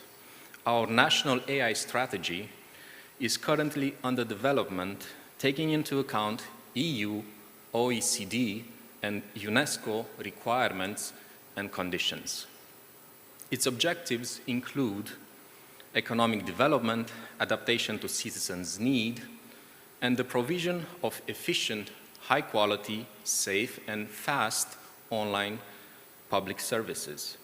However, we believe that technological advancement must be balanced with a sustained focus on ethics, safety, and sustainability. The vision of the future national strategy in the field of AI prioritizes accelerating an adoption and use of AI at the pace of the technological advancement. Our goal is to position Romania advantageously for the future development, establishing AI as a key national priority. Disinformation and misinformation pose serious threats of democracy, public debate, and citizens' safety. Large-scale campaigns to this nature demand a united response.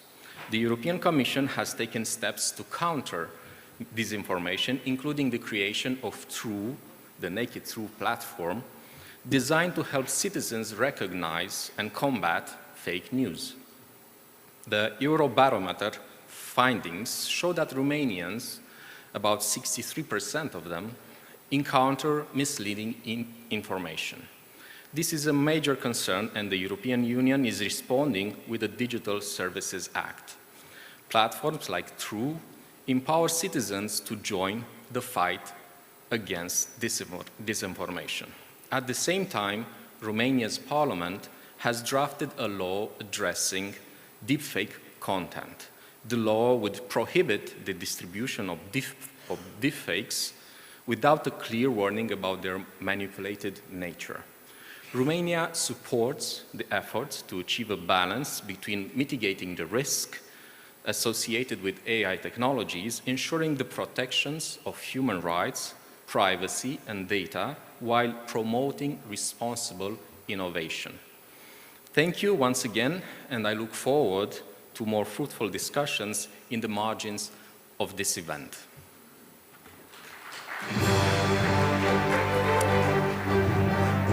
Thank you for introducing us to Romania's efforts to fight the negative effects of AI. And now we will have His Excellency Ulises Canciola, the Special Envoy for Emerging Technologies of Mexico. I'd like to invite him up onto the podium.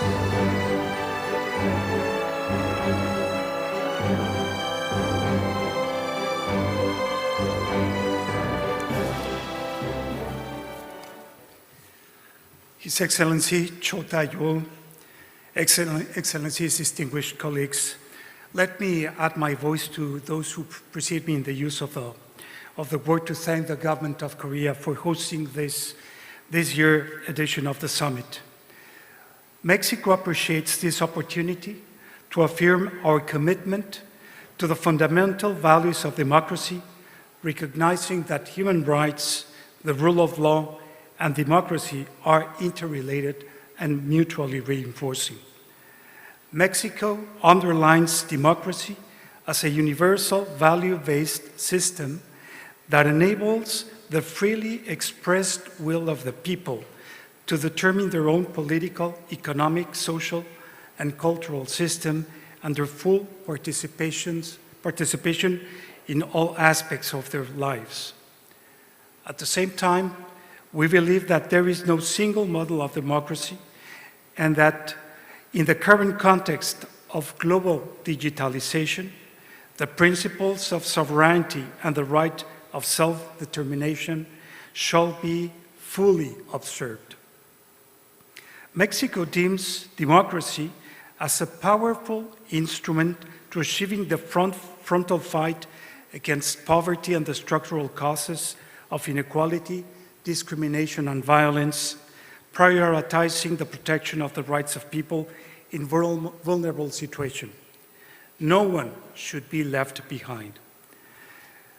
Your Excellencies, the world is going through literally a global change of epoch, characterized by the rapid technological development.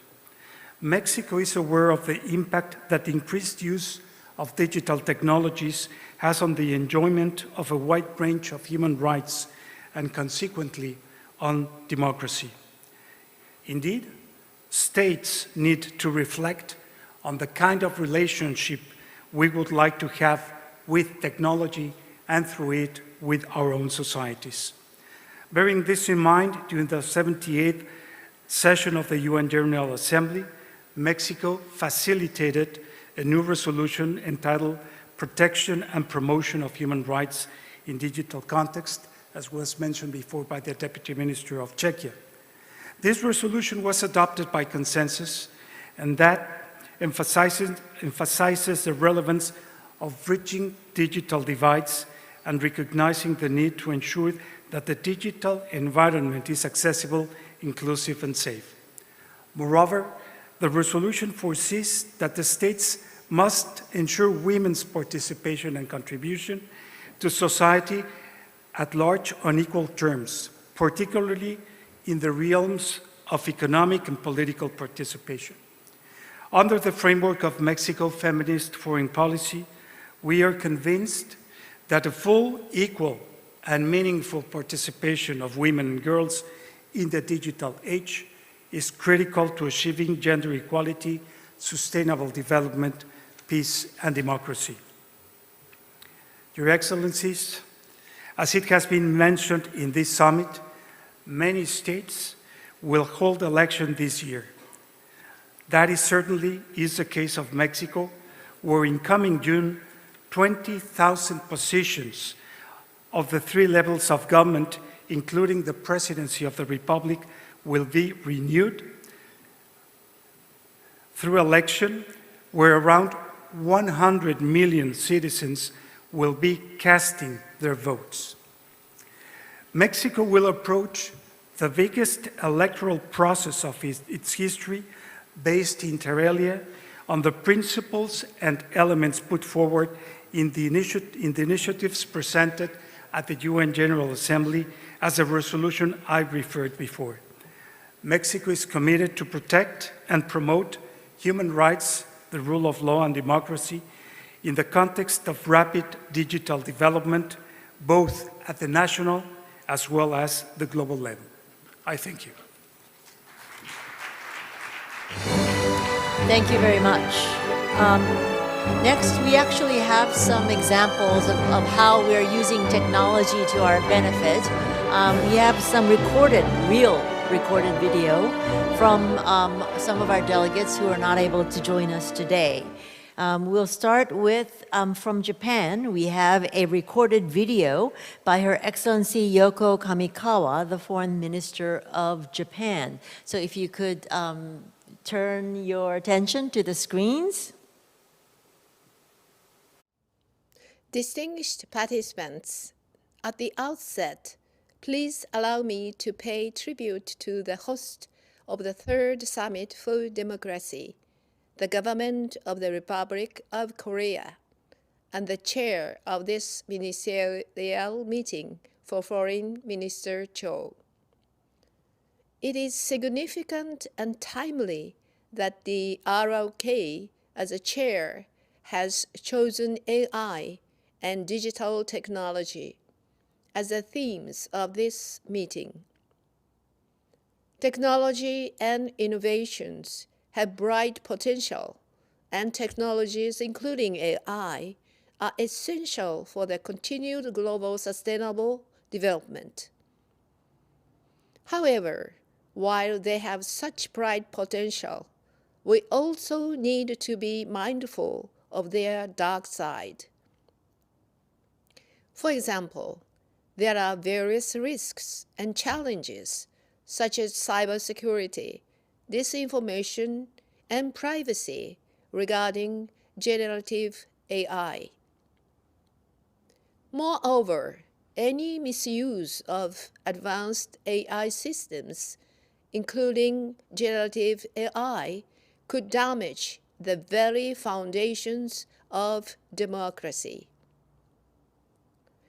Today, I would like to share my thoughts on the issue of fakes that could damage the due process and foundation of democracy and thus undermine the legitimacy of the democratic outcome.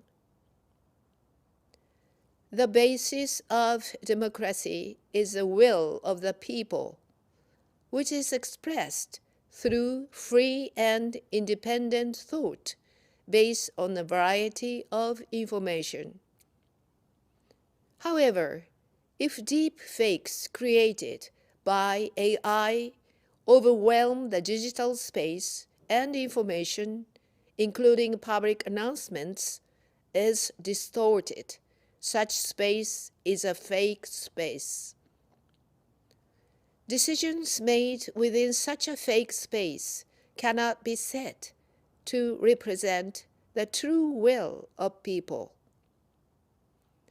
This would undermine political legitimacy and credibility. There are also risks of AI being used for foreign information manipulation, as it enables the generation and dissemination of malicious narratives that undermine democratic processes and international cooperation. Be it individuals or nations, stability and prosperity are founded on relationships of trust. We must counter information manipulation that creates mutual distrust and division. Efforts are being taken around the world to increase individual media information literacy, strengthen fact-checking, and develop technology to detect deep fakes. In order to mitigate the risks of rapidly evolving technologies while maximizing opportunities for their innovative use, it is necessary to formulate human-centered international governance with multi-stakeholder participation. Last year, as a G7 presidency, Japan launched the Hiroshima AI process to discuss international rules on generative AI. After much discussion, at the end of the last year, the Hiroshima AI process successfully formulated the Hiroshima AI Process Comprehensive Policy Framework, the first international policy framework for promoting safe, secure, and trustworthy advanced AI systems, consisting of international guiding principles and code of conduct. The framework encourages the development and deployment of technologies that allow users to identify AI-generated content, such as watermarking, and promotes project-based international cooperation on disinformation. We would like to expand these efforts and promote cooperation for the realization of safe, secure, and trustworthy AI. Thank you for your attention. Thank you. Next, we have a recorded video by His Excellency Omar Paganini, the Minister of Foreign Relations of Uruguay. Uruguay's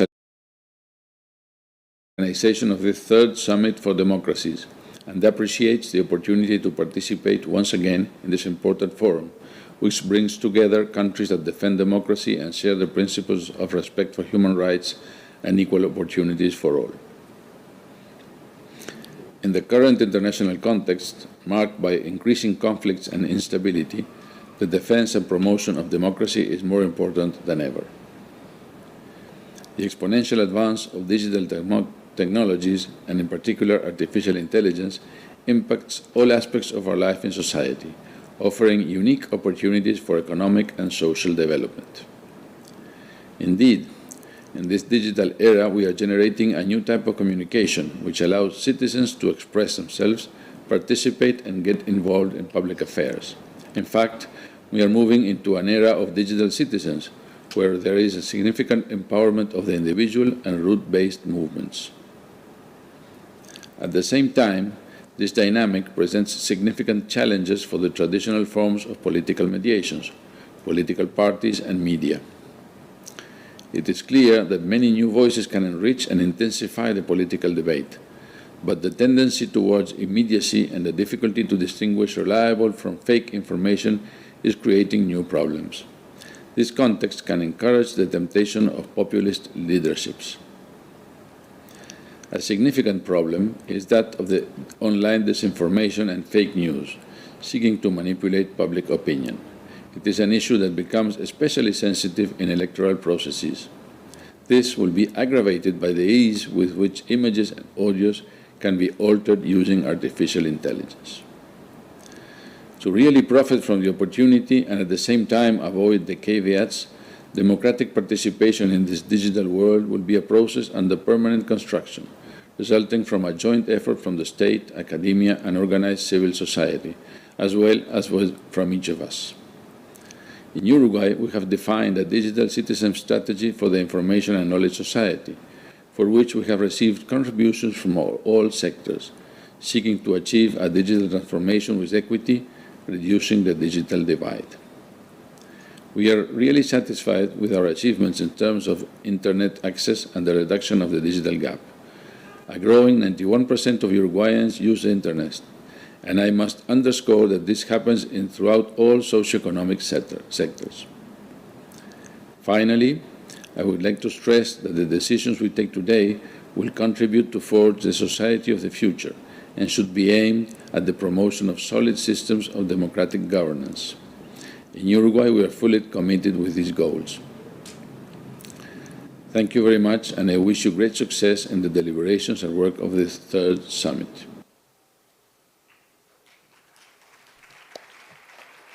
And finally, we have a recorded video by His Excellency Simon Geisfeller, the State Secretary of Switzerland.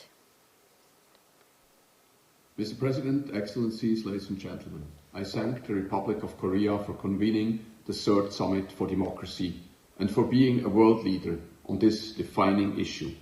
I commend the United States for having launched this important process in 2021. This gathering provides a much-needed opportunity to unite our efforts in strengthening democratic resilience and to share knowledge and experiences in democracy support worldwide. I regret that I cannot be with you today in Seoul. Unfortunately, after having spent 5 hours on the tarmac, my flight was cancelled so late that I couldn't make it. Artificial intelligence and digital technology touch upon all aspects of our lives. They transform the way we work, communicate, and interact. New technologies offer enormous opportunities in healthcare, the energy sector, but also in democracy. Electoral processes, access to information, as well as the efficiency of our public services all benefit immensely from these technological advances. However, amidst these remarkable opportunities, we must not lose sight of the challenges that arise for democracies. We must ensure that technology continues to serve the people and does not become a tool to manipulate or to oppress. And obviously, in many places today, technology is used exactly to these ends. At the same time, the fight against disinformation must not be instrumentalized as a pretext to unduly restrict human rights and fundamental freedoms. For this reason, Switzerland has been actively involved in the Council of Europe negotiations on the Convention on Artificial Intelligence, Human Rights, Democracy and the Rule of Law, which were successfully concluded last week in Strasbourg. Furthermore, Federal Councillor Albert Rösti recently announced that Switzerland stands ready to host an Artificial Intelligence Safety Summit, the UK initiative that we consider to be of great relevance to these ends. Ladies and gentlemen, as part of Switzerland's efforts to promote democratic resilience and to foster partnerships and cooperations with democracies worldwide, the new Swiss foreign policy strategy adopted by the Swiss government just a couple of weeks ago identifies the promotion of democracy as one of 4 thematic priorities. Switzerland, with its long democratic tradition and experience, will contribute to our collective efforts to ensure that technological advancements contribute to safer, fairer and more inclusive democracies that deliver not only for us, but also for future generations. Thank you again to our South Korean hosts. I wish you a productive summit.